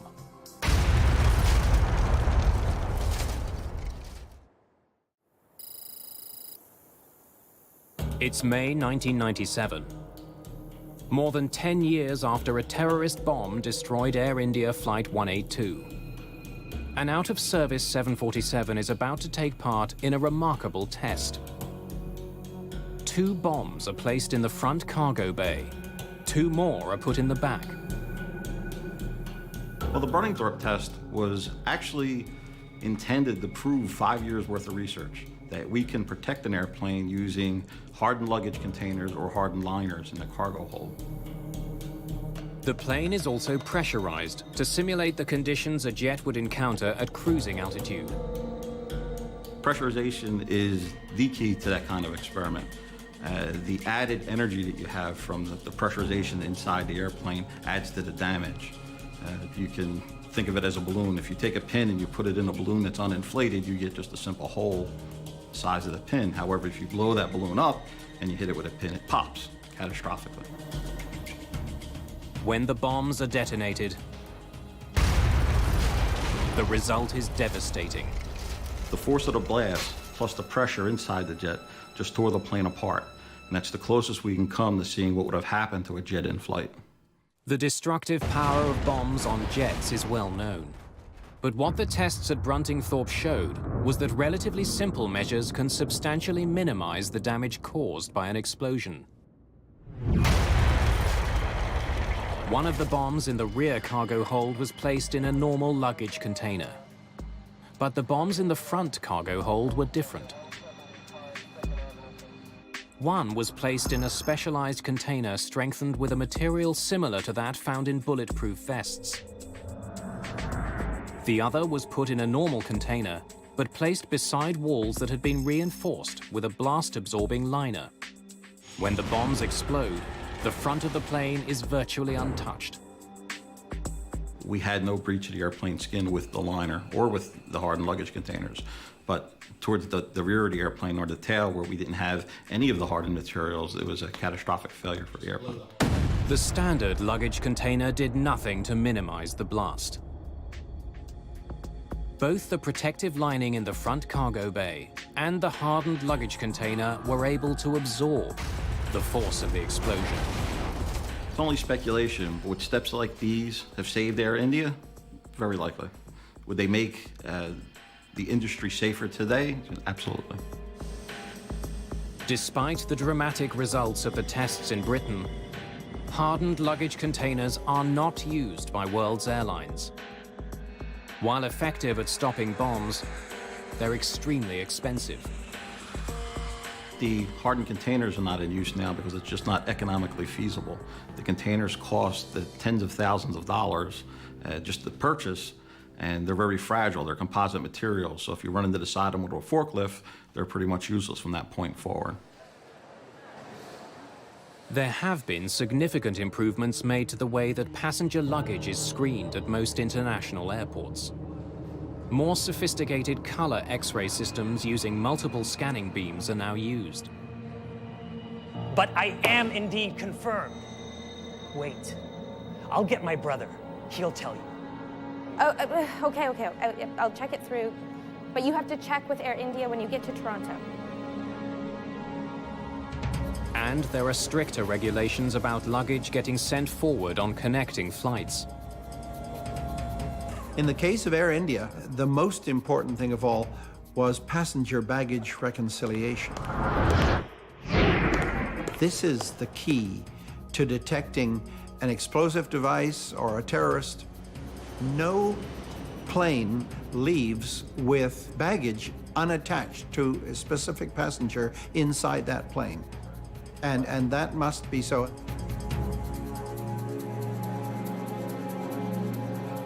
Your seat is 10B.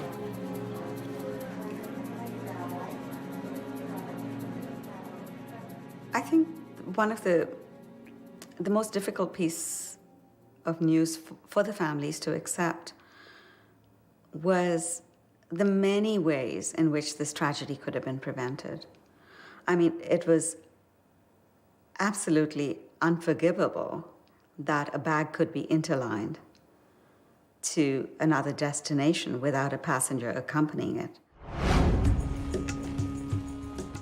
The quality of training that security guards at airports get also came under scrutiny during the years after the Air India crash. It's still an area of concern for some security experts. There's a real failure to train security personnel. And that failure is because you cannot pay rent-a-cops subsistent wages to look after your security when you get on board an aircraft. In the Air India case, police eventually traced the bombing to Sikh extremists living in Canada. They're fighting to have an independent Sikh homeland created in India. The man who confessed to assembling the bomb is sent to prison. The man suspected of masterminding the plot is killed several years later while under arrest in India. Both men had deep ties to Canada's West Coast Sikh community. It's a connection that still bothers Lata Pada. It was a deliberate act of terrorism, and hurts even more that they were executed by Canadians on Canadian soil against Canadians. More than 20 years after the destruction of the Air India flight, the shock of the day is still fresh. And many questions remain unanswered. We still don't know who the two people were who checked in the bags. Apart from the basics of who made the bomb, we don't know much about who else assisted them. We don't know who picked up those tickets. There's a vow of silence that has hindered the investigation. This inquiry will be launched immediately. In 2006, the Canadian government launched an inquiry into the Air India bombing, another investigation of what happened and why. The shocking death of so many is a continuing source of anger and disbelief.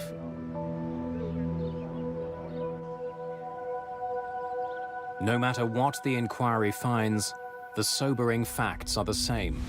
329 people killed in an instant. There are memorials now in Ireland and Canada, mourning the victims of the Air India crash, marking the day a terrorist bomb ripped through the lives of so many. It's just so tragic about all our lives that we lead. Every day is an ordinary day in our lives, but some days, unexpectedly, something completely, totally unexpected shatters your life, and that was one of those moments.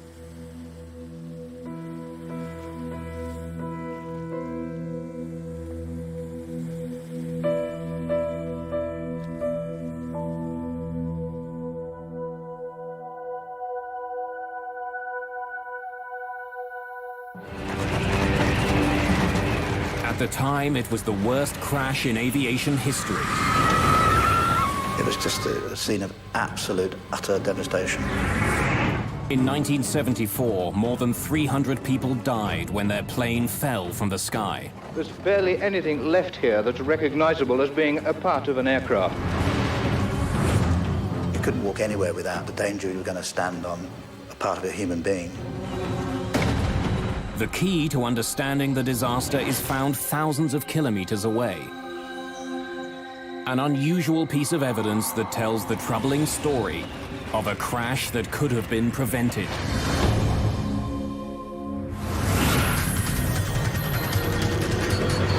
Mayday, mayday.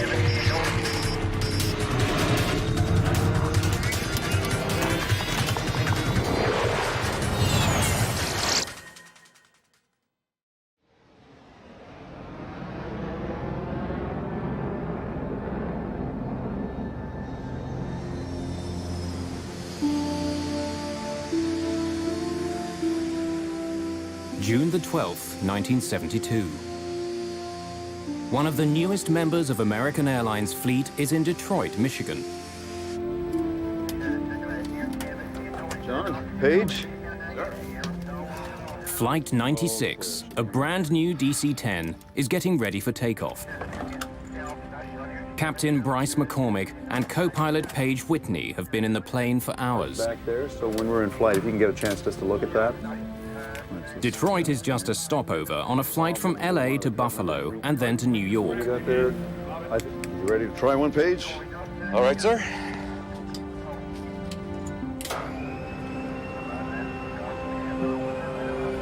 McCormick has flown the plane out from California, but Whitney is going to fly the next leg. Both men want as much time at the controls as possible. Neither one of them has more than 75 hours flying the DC-10. Few pilots have more. There simply aren't enough of the planes in the air. In 1972, the DC-10 had just been introduced. The plane is the latest advance to passenger jets. Its style and its size set it apart from other airliners. The McDonnell Douglas Corporation has spent more than $1 billion developing it. In the late 60s, there was a race going among the three major manufacturers of jetliners, McDonnell Douglas, Boeing, and Lockheed, to see who could get the first jumbo out. So they got really busy on getting this DC-10 into production as fast as they could. And one of the things that they could not suffer were many delays based on some problem with the design. American Airlines is one of the first companies to buy the plane.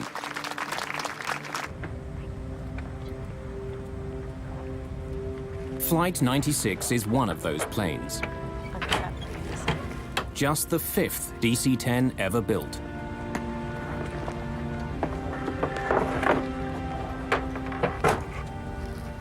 Cydia Smith has just been trained to be the chief flight attendant on the DC-10.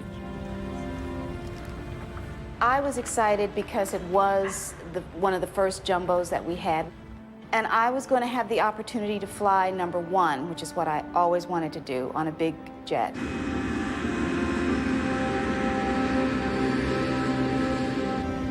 Okay, you got it?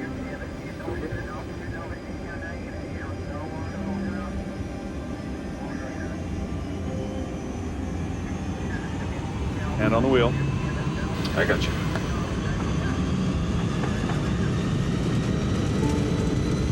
V1, rotate.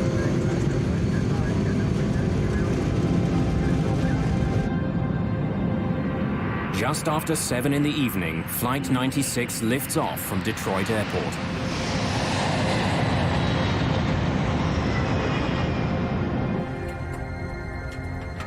Just minutes after takeoff, the plane is rising easily through 3,500 meters over Windsor, Ontario, Canada.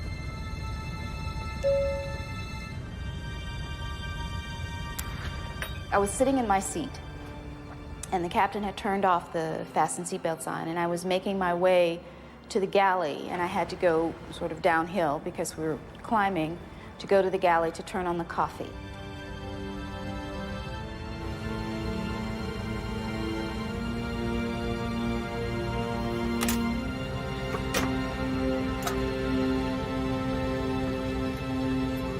When I punched the coffee and I moved over to one side, that's when it happened.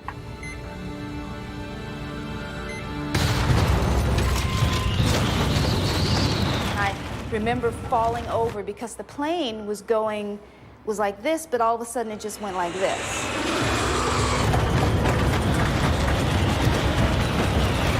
I saw ceiling compartments fall, and I saw things coming out of pockets and everything, and I thought to myself, oh boy.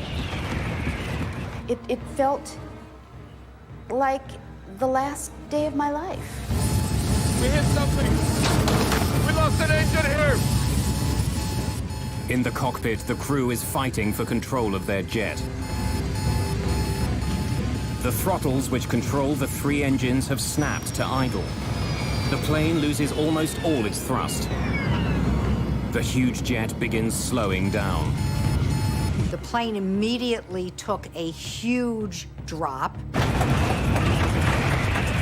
And the next thing that happened was I was hit in the face with a piece of the plane. My husband was frantically trying to find a stewardess to give me something to put a pressure on my face to stop the bleeding. Let me have it! McCormick takes over control of the plane. He and Whitney wrestle the jet level. But Flight 96 has been badly damaged. Have we got hydraulics? No, I've got full rudder here. The rudder on the tail, which controls the direction of the jet, is jammed to the right. That's forcing the plane to swing dramatically in that direction. While McCormick fights to turn his damaged plane back to Detroit, Cydia Smith is shocked to see a gaping hole in the floor of the main passenger cabin. People were asking me, what to do, and I knew that I didn't know what to tell them. Smith has been able to account for all of her passengers. But flight attendant Sandra McConnell is missing. Sandra! Can you hear me? Sandra, where are you? And finally, I saw her come out of one of the bathrooms. McConnell has to cross the hole in the floor to move to safety.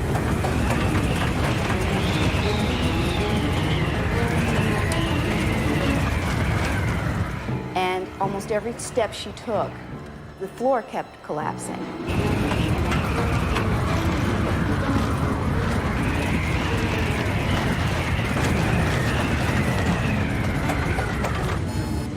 The crew brings up power to the engines on the wings. But the third engine on the tail stubbornly refuses to respond.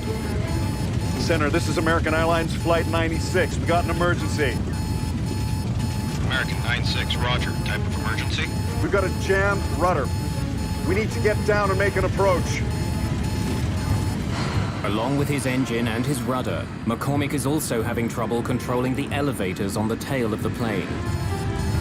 They help him move the massive plane up and down. They're slow to respond, but he can move them. The situation isn't completely hopeless. I think it's going to fly! American 96, turn further right, heading 200. Without complete control of the elevators, and with a rudder that's frozen to the right, McCormick has to use his engines to turn the plane. By increasing the thrust on one side of the plane, he can change direction. But it won't be fast. I have no rudder control whatsoever. So our turns are going to have to be very slow and cautious. All of the passengers move as far away from the hole in the back as possible.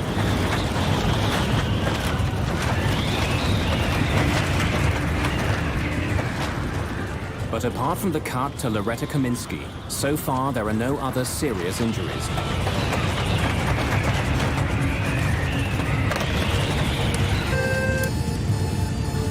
Captain, there's a hole in the back of the plane. A hole? Yes, sir. What do you want us to do? Get everyone ready for an emergency emergency landing. Bryce McCormick's DC-10 is badly damaged.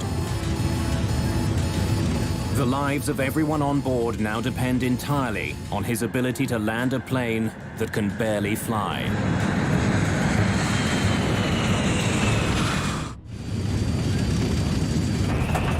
With explosive suddenness, a short flight from Detroit to Buffalo has become the most challenging flight of Captain Bryce McCormick's career.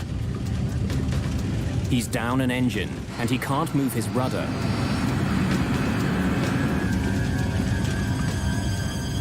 As he heads back to Detroit, McCormick begins to slow his plane down so it can land safely. But when he does, his plane begins falling dangerously fast. Ideally, McCormick should be descending at 700 feet a minute. But now he's falling more than twice that fast. 1,600 feet per minute. What's the sink rate? Sink rate, 1,600! At this rate, McCormick will crash well short of the runway.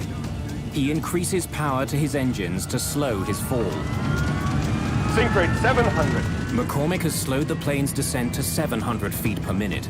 But to do that, he's had to increase his forward airspeed, which means he'll be landing far faster than usual. For the first time since the beginning of the crisis, McCormick talks to the passengers. Ladies and gentlemen, this is your captain speaking.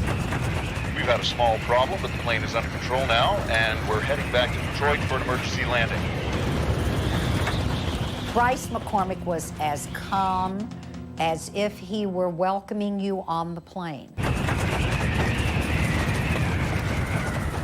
As the plane nears the airport, flight attendants ask passengers to remove their shoes and any sharp pieces of jewelry. They had to take off their shoes and glasses. We collected everything in a blanket. Less than half an hour after leaving, the badly damaged DC-10 struggles back to the Detroit airport. The few minutes that it took to get back to Detroit were the longest minutes that I will ever remember spending on an airplane, because we were sure that we were not going to survive.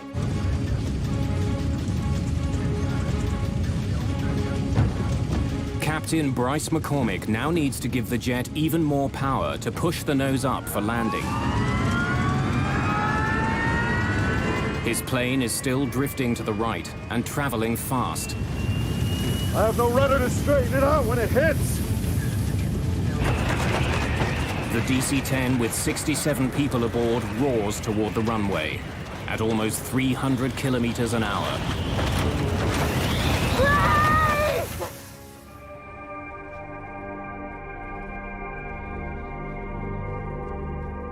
The landing was the most frightening part of the entire flight.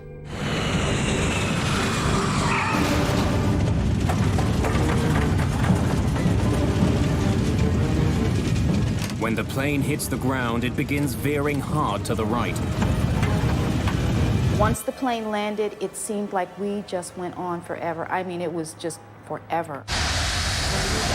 One set of landing gear wheels runs off the runway and through the grass.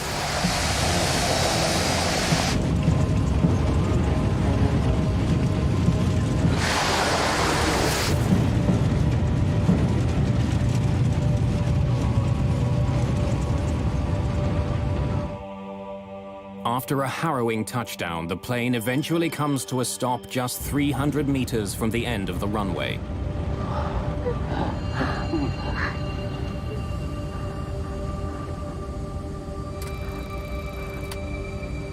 Okay. Engines off at your discretion. Shut him down. Every woman wanted to hug him, and he was just amazing, because it was just at that moment that we all realized that we were alive because of him, that he literally had saved our lives. If you take a look at something like this and you say, well, there's good flying and there's bad flying, this is beyond good. This is superlative. This is using every instinct you have as an airman and all the capabilities you have to stay calm enough to get the situation assessed. With the plane on the ground, the crew has its first opportunity to inspect the damage. The captain and I walked back when everybody was off. We walked back to the back, and we just looked up and saw this hole. And it was just so weird. There's no indication that the jet hit something as the pilots first thought. What has caused such damage to the airliner? The hole was so enormous that if anyone had been sitting in the seats that were there, they would have been sucked out immediately. At that point, they still felt it might have been a bomb. But while the incident had happened with explosive suddenness, no indication of a bomb is found.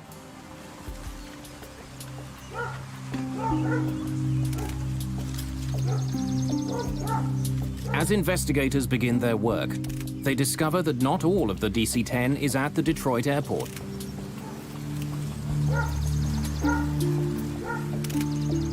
A coffin that the plane was carrying in its cargo hold is discovered 30 kilometers away from the Detroit airport, near Windsor, Ontario, Canada.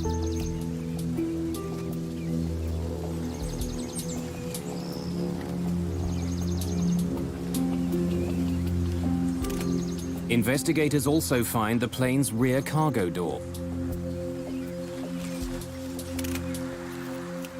Doors are not supposed to fall off airplanes, especially since it was a rather new airplane.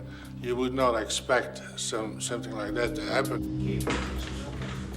When they examine the cargo area of the plane, they discover that the very design of the door makes it a potential weak spot. Most doors on a jet open inward. In fact, the door is slightly larger than the frame it fits into. As the pressure builds inside a jet, this type of plug door is actually forced into the frame of the aircraft. The design makes the door extremely safe.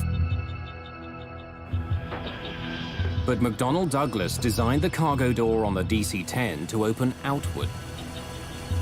That decision was made to increase the amount of storage space on the plane. When it's closed, hooks on the DC-10's door grab hold of a bar on the plane's doorframe. To make sure it's closed, baggage handlers push down on a lever, which drives locking pins through the hooks, which hold them in place.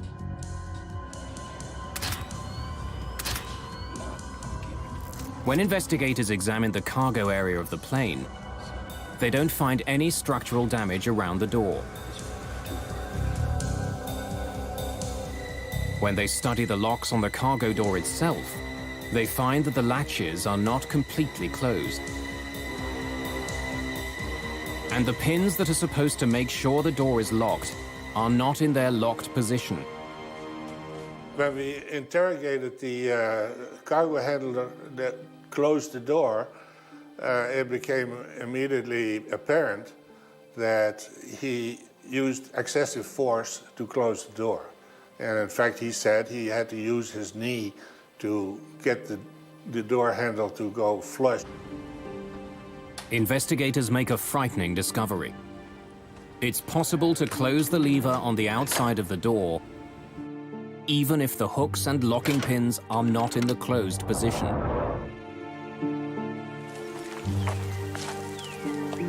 Paul Eddy is a journalist who investigated the history of the DC-10.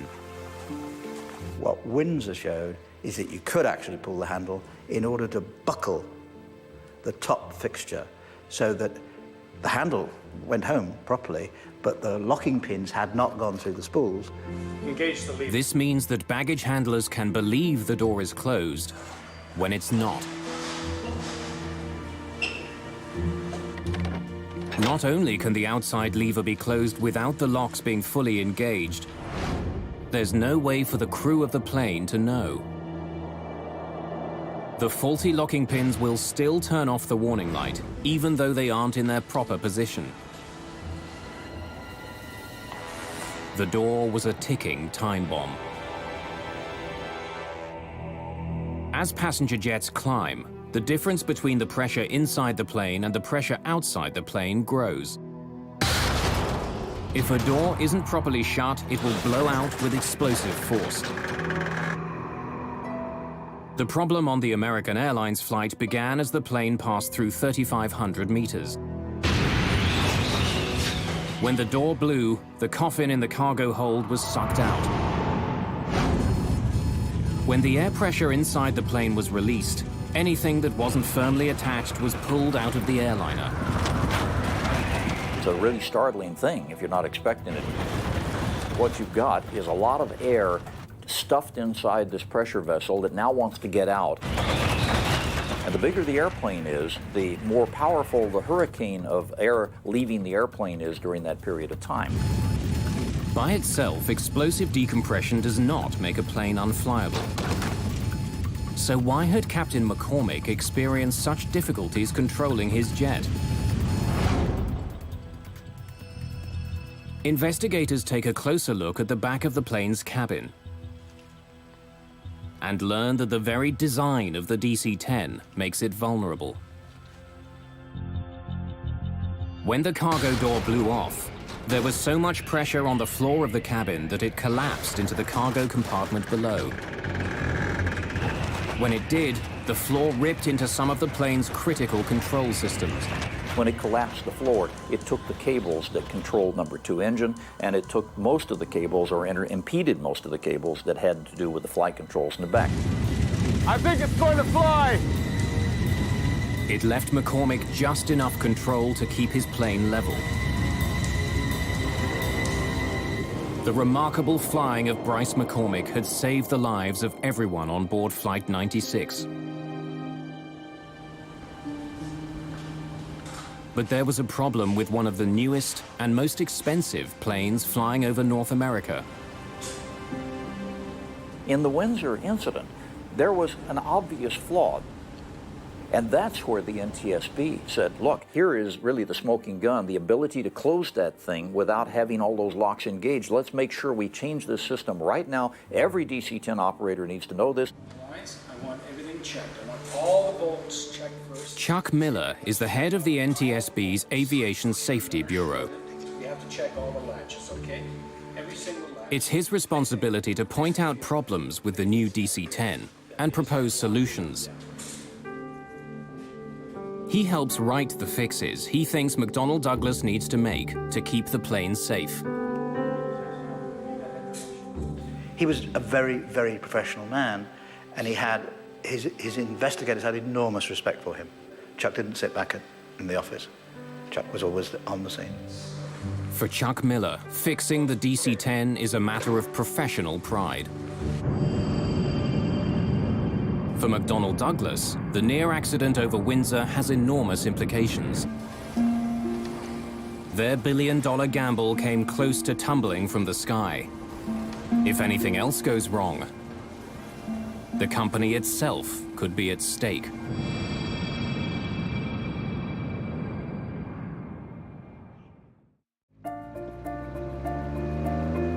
March the 3rd, 1974.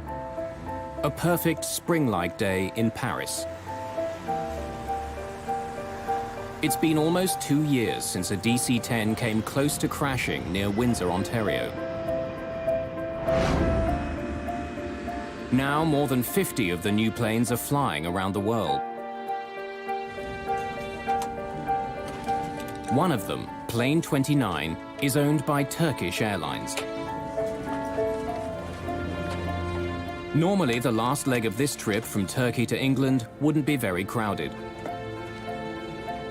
But today, the DC-10 is filling up fast. People are squeezing into seats throughout the plane. A strike at a British airline has passengers scrambling for any flight back to London. Wendy Wheel is one of many last-minute additions to the flight. A model, she's returning home after a shoot in Spain. We'd been married for 18 months, and we were about to start a family. I believe the secret of her success for modeling was not just that she was a very attractive girl and good model material, but she was generally liked by all the photographers because she had such a pleasing, lovely, light personality. With all the new passengers boarding, the flight is a little behind schedule. And it's not only the crew who are waiting. At the back of the plane is baggage handler Mohammed Mahmoudi. With all the new passengers, he's not sure if there are any more bags to load. C'est tout. Vous êtes fini. Bien, j'ai l'affaire. Not expecting any other luggage, Mahmoudi locks the rear cargo door.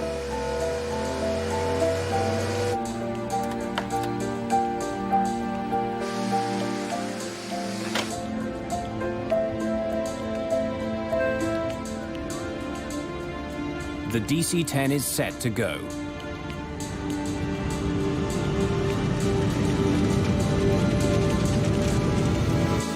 Just after 12:30 in the afternoon, THY Flight 981 lifts off into the skies above Paris. London is less than an hour away. Price control, this is Tango Hotel Yankee 981. We're at 60. Requesting clearance to flight level 230. Tango Hotel Yankee 981, you are cleared to flight level 230. 981, roger.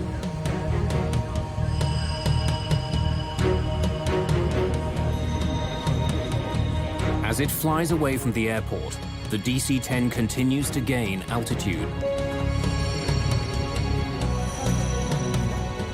2,700 meters, 3,000 meters, 3,300 meters.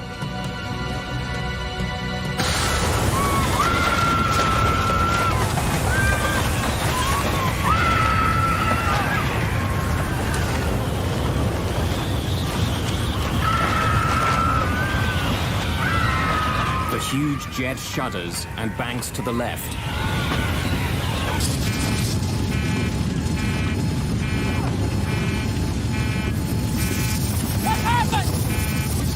The cabin blew out! Are you sure?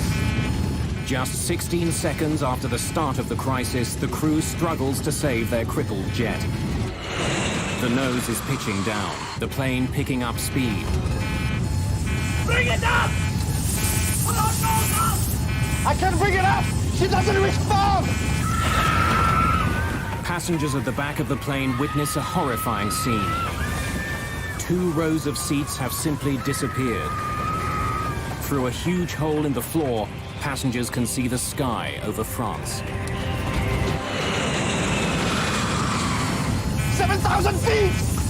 Hydraulics! We've lost it! The crew discovers that they have no hydraulic power with which to control the plane. Without it, they can't move their rudder or elevators. Even without its most basic controls, the plane begins to level out. But it's fallen too far. Looks like we're going to hit the ground! Speed! The DC-10 is traveling almost 800 kilometers an hour.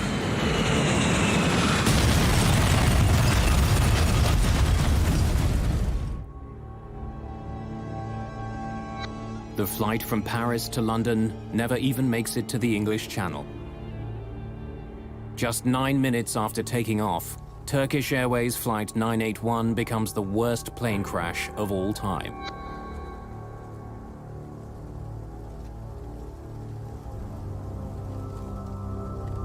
In London, the flight is listed as delayed. The news of the crash comes out slowly.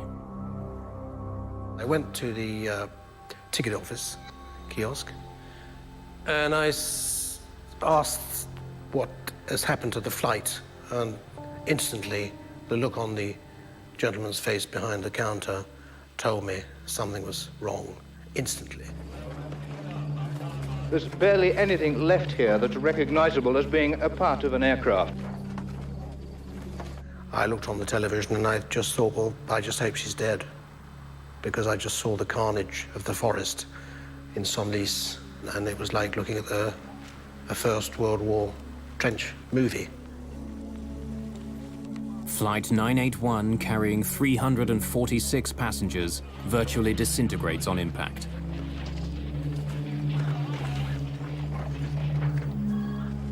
There are no survivors. It was just a scene of absolute, utter devastation. And the litter of personal possessions, electric wires, bits of metal, bits of bodies, just strewn everywhere. I mean, you couldn't walk anywhere without the danger you were going to stand on a part of a human being. I still have nightmares about this, even though it's 33 years ago. Investigators for the French Accident Investigation Bureau are quickly on the scene. My first job was to evaluate the scope of the wreckage and to begin the first investigation on the spot. At first, I was unable to know what has happened. I was just seeing that a terrible crash has occurred and that it will be a very hard work for the investigators. Despite the enormous force of the crash, the black boxes, made of 3 layers of hardened steel and insulation, survive. Their contents could provide valuable clues about the crash. Most of the speculation was that it must have been a bomb, because, you know, you've got a almost brand new, very powerful aeroplane flying in clear blue sky, and it gets to 12,000 feet and falls out of it. Investigators are called to a field 15 kilometers from the crash site. They find a piece of fuselage and 2 rows of seats from the DC-10. Somehow, they fell free of the airliner before the rest of the plane smashed into the forest. When investigators arrive, the bodies of the passengers who were in the seats have already been removed. When relatives of those who died in the crash arrive in France, they're directed to a small church in the town of Senlis. One of the saddest sights I've ever seen is in this church. They laid out on tables everything they'd found, you know, clothing, possessions, teddy bears, rings, watches. And then relatives who wanted to were allowed to come and walk around these trestle tables with all this stuff laid out.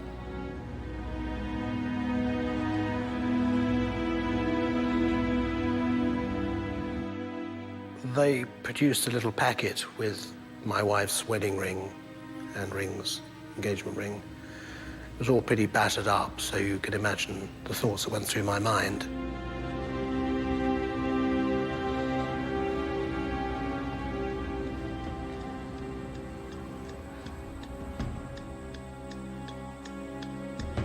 Since the accident involves an American plane, the NTSB's Chuck Miller joins the investigation. For the second time in 2 years, he's dealing with a problem with the DC-10. I don't believe that Miller suspected for one moment that the door hadn't been fixed after Windsor. But it becomes clear that the piece of fuselage found in France is in fact the plane's rear cargo door. It seems like a repeat of the Windsor accident. Miller is left with a haunting question. Why hadn't the problem been fixed? When he saw the door, of course, saw that it hadn't been done. The fix hadn't been made. And that's when I think his anger became very, very strong indeed. Miller takes an unusual step.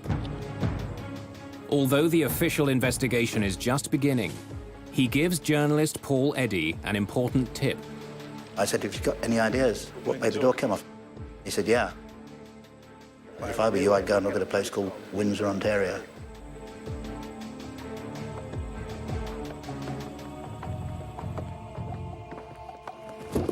Hello. I'm Chuck Miller. Miller shares his suspicions with the French investigators. Could you please pass these around?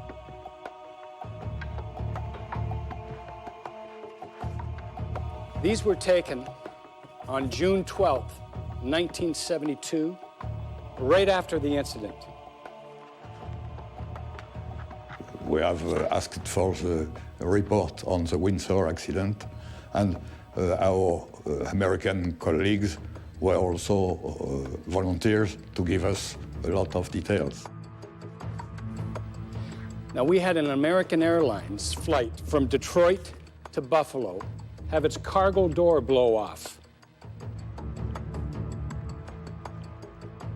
And he has been very frank and had explained what he was thinking of the Windsor accident.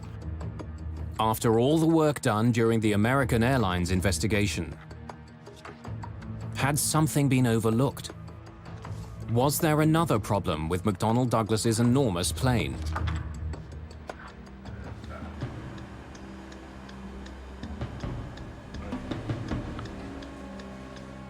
With the information from Chuck Miller, French investigators take a closer look at the plane's cargo door.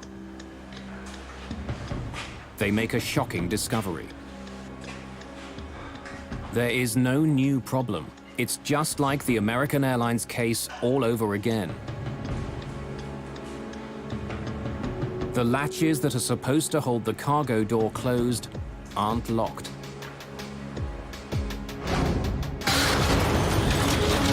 And since 2 rows of seats were sucked out of the DC-10 over Paris, it's clear that the floor on the plane collapsed, just as it had in Windsor. It looks like we're going to hit the ground!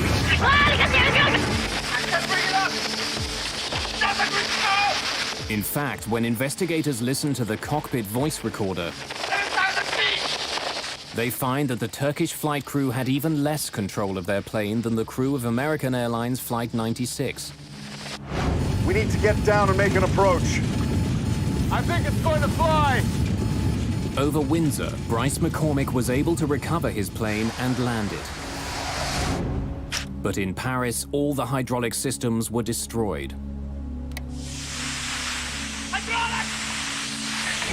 We've lost it! The hydraulic fluid helps crews move the rudder and elevators on the tail. Not being able to control them meant the crew couldn't keep their plane in the sky. The basic problem was the Paris flight was much heavier in terms of the number of people on board. The floor, when it collapsed with such a tremendous amount of pressure that it literally severed all the cables and control to the back. They had no hope after that point. You and each of you solemnly swear that the testimony you're about... Shortly after the crash of Turkish Airlines Flight 981, Chuck Miller is back in the United States. Our first witness this morning is Mr. C.O. Miller, Director of the Bureau of Aviation Safety of the NTSB. This time, he's facing questions from American senators. Of potentially catastrophic design defects. A special hearing begins to find out how a problem that was identified in 1972 could bring another plane down 2 years later. Of course, our understanding up to this time, they all had been. What you've got to now discover is why wasn't that door fixed? Why would a major, venerable, mighty American corporation deliberately do something like this? Less than a month after the near crash over Windsor, the NTSB had made 2 very specific recommendations. Miller and his investigators recommended that a change be made to the locking mechanism. Engage the lever. They wanted to make sure that it was physically impossible for baggage handlers to close the lever without the locking pins being in place.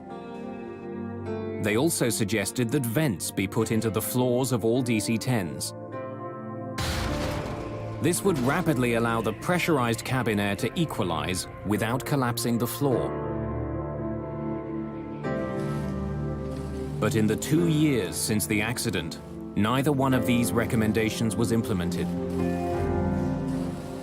There is a fundamental problem at the heart of aviation safety, and has been in the United States for a very long time, and that is that it's the job of the NTSB to discover what's happened and to come up with recommendations as to how to prevent it happening again, but it has absolutely no authority to implement them. The NTSB does not have regulatory authority. They have to turn to the FAA, as they did, and say, we want these things done. And that's where the system went wrong. If the FAA, the Federal Aviation Administration, issues an airworthiness directive, planes are pulled out of service until the proper fix is made. But as serious as the problems on the DC-10 were, no airworthiness directive was ever issued. A so-called gentleman's agreement between the head of the FAA and the head of McDonnell Douglas stopped it from happening. The gentleman's agreement is the root cause of Paris. There is no question that if an airworthiness directive had been issued, as it should have been after Windsor, Paris would not have happened. It was an entirely avoidable accident. McDonnell Douglas assured the FAA that it would fix the problem voluntarily. An airworthiness directive would cast a shadow on the still fledgling DC-10. The last thing in the world you want is for the public or any of the airlines who are going to be operating these airplanes to think, oh, maybe there's some flaws in this bird.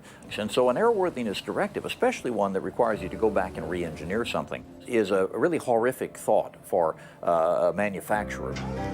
McDonnell Douglas did make changes to the way the cargo door was built.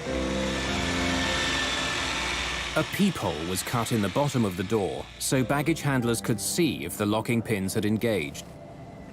Several warning signs were also attached to the plane's door.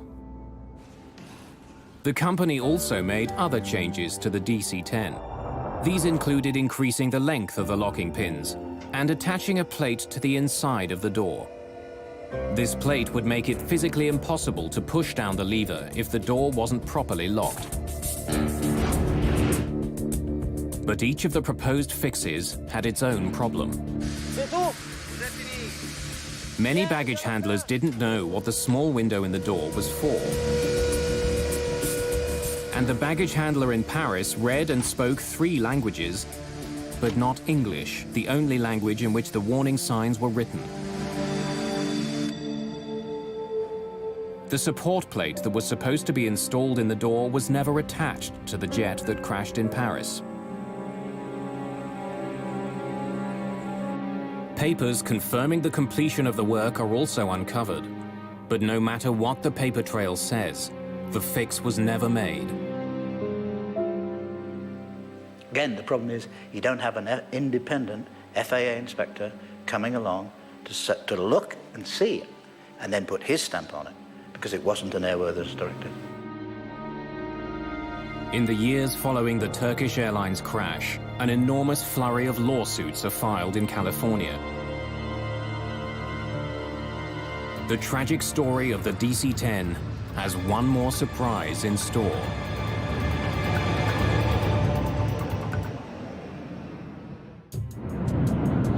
It's 1974, and an unprecedented series of lawsuits are being filed against McDonnell Douglas. The families of those who died near Paris want someone held responsible. As time went by, I learned more and more about what actually happened and realized that it was not an accident as we would call an accident. It was totally avoidable.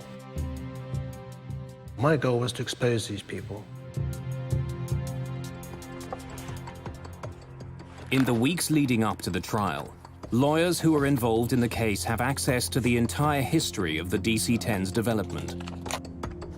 They're not the only ones who pore through the evidence. So does journalist Paul Eddy. We were determined to get to those documents and that testimony. Somebody gave us a key to the depository where the documents were, and so at night we would go in and then had a huge accumulated pile of documents to go through in order to find out what they've been up to.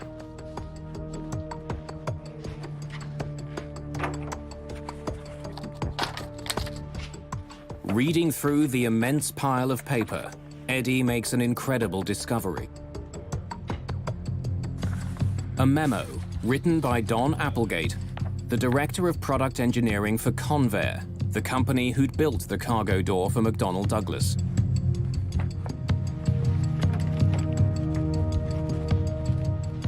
I think the point when we knew we got them was the Applegate Memorandum that specifically pre-warned this would happen. The memo is a damning indictment of the cargo doors that were being made for the DC-10 and the lack of venting in the cabin floors. It warns that it's only a matter of time before there's a major disaster involving the doors.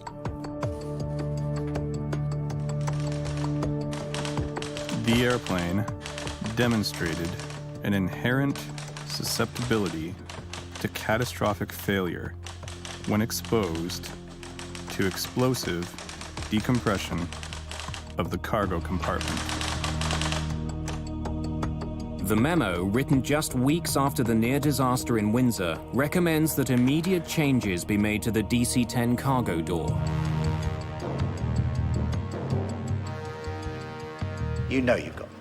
You know you've got them because you know they knew. During the court case, another chilling find is made. Not only did McDonnell Douglas know about the problem after Windsor, they knew during the development of the DC-10.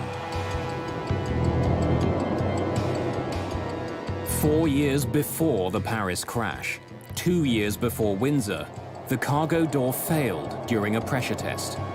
The company knew there was a problem, but the fundamental design of the door stayed the same. I could not believe a large corporation, McDonnell Douglas at the time, could do such a thing, could risk our lives, ordinary people's lives, for the sake of money. Well, in aviation, it's called tombstone technology. In other words, we always have the balance of money. And unfortunately, over the years, it has been true more times than not that we have had to wait until we had enough people die in an accident to say, you know, we really are going to have to spend the money over here. The Applegate memo and other information that comes out during the court case leads to one of the biggest settlements in the history of aviation. McDonnell Douglas paid over $80 million in damages. After the Paris crash, foolproof changes were finally made to the DC-10 cargo door. And this time, nothing was left to chance. The FAA issued an airworthiness directive that ensured the doors would never again open in mid-air. And it worked. After Paris, there wasn't another serious incident involving the cargo doors on a DC-10. But the plane's history and an intensely competitive industry did have an impact. McDonnell Douglas sold far fewer commercial DC-10s than it had once hoped for. Most of the pilots that I know who have flown the DC-10 over the years really love the old bird. She's probably a little more clunky than the 747 in terms of her heaviness of flight controls, but it's still a lovely bird to fly. That's fine, but you can't disassociate either the airplane or the company from the awful reputation that the crash left. Eventually, McDonnell Douglas itself disappears. The company was bought by Boeing in 1996. In the forest outside Paris, a monument now stands honoring those who were killed on Flight 981. A permanent reminder of one of the most disturbing crashes in the history of aviation.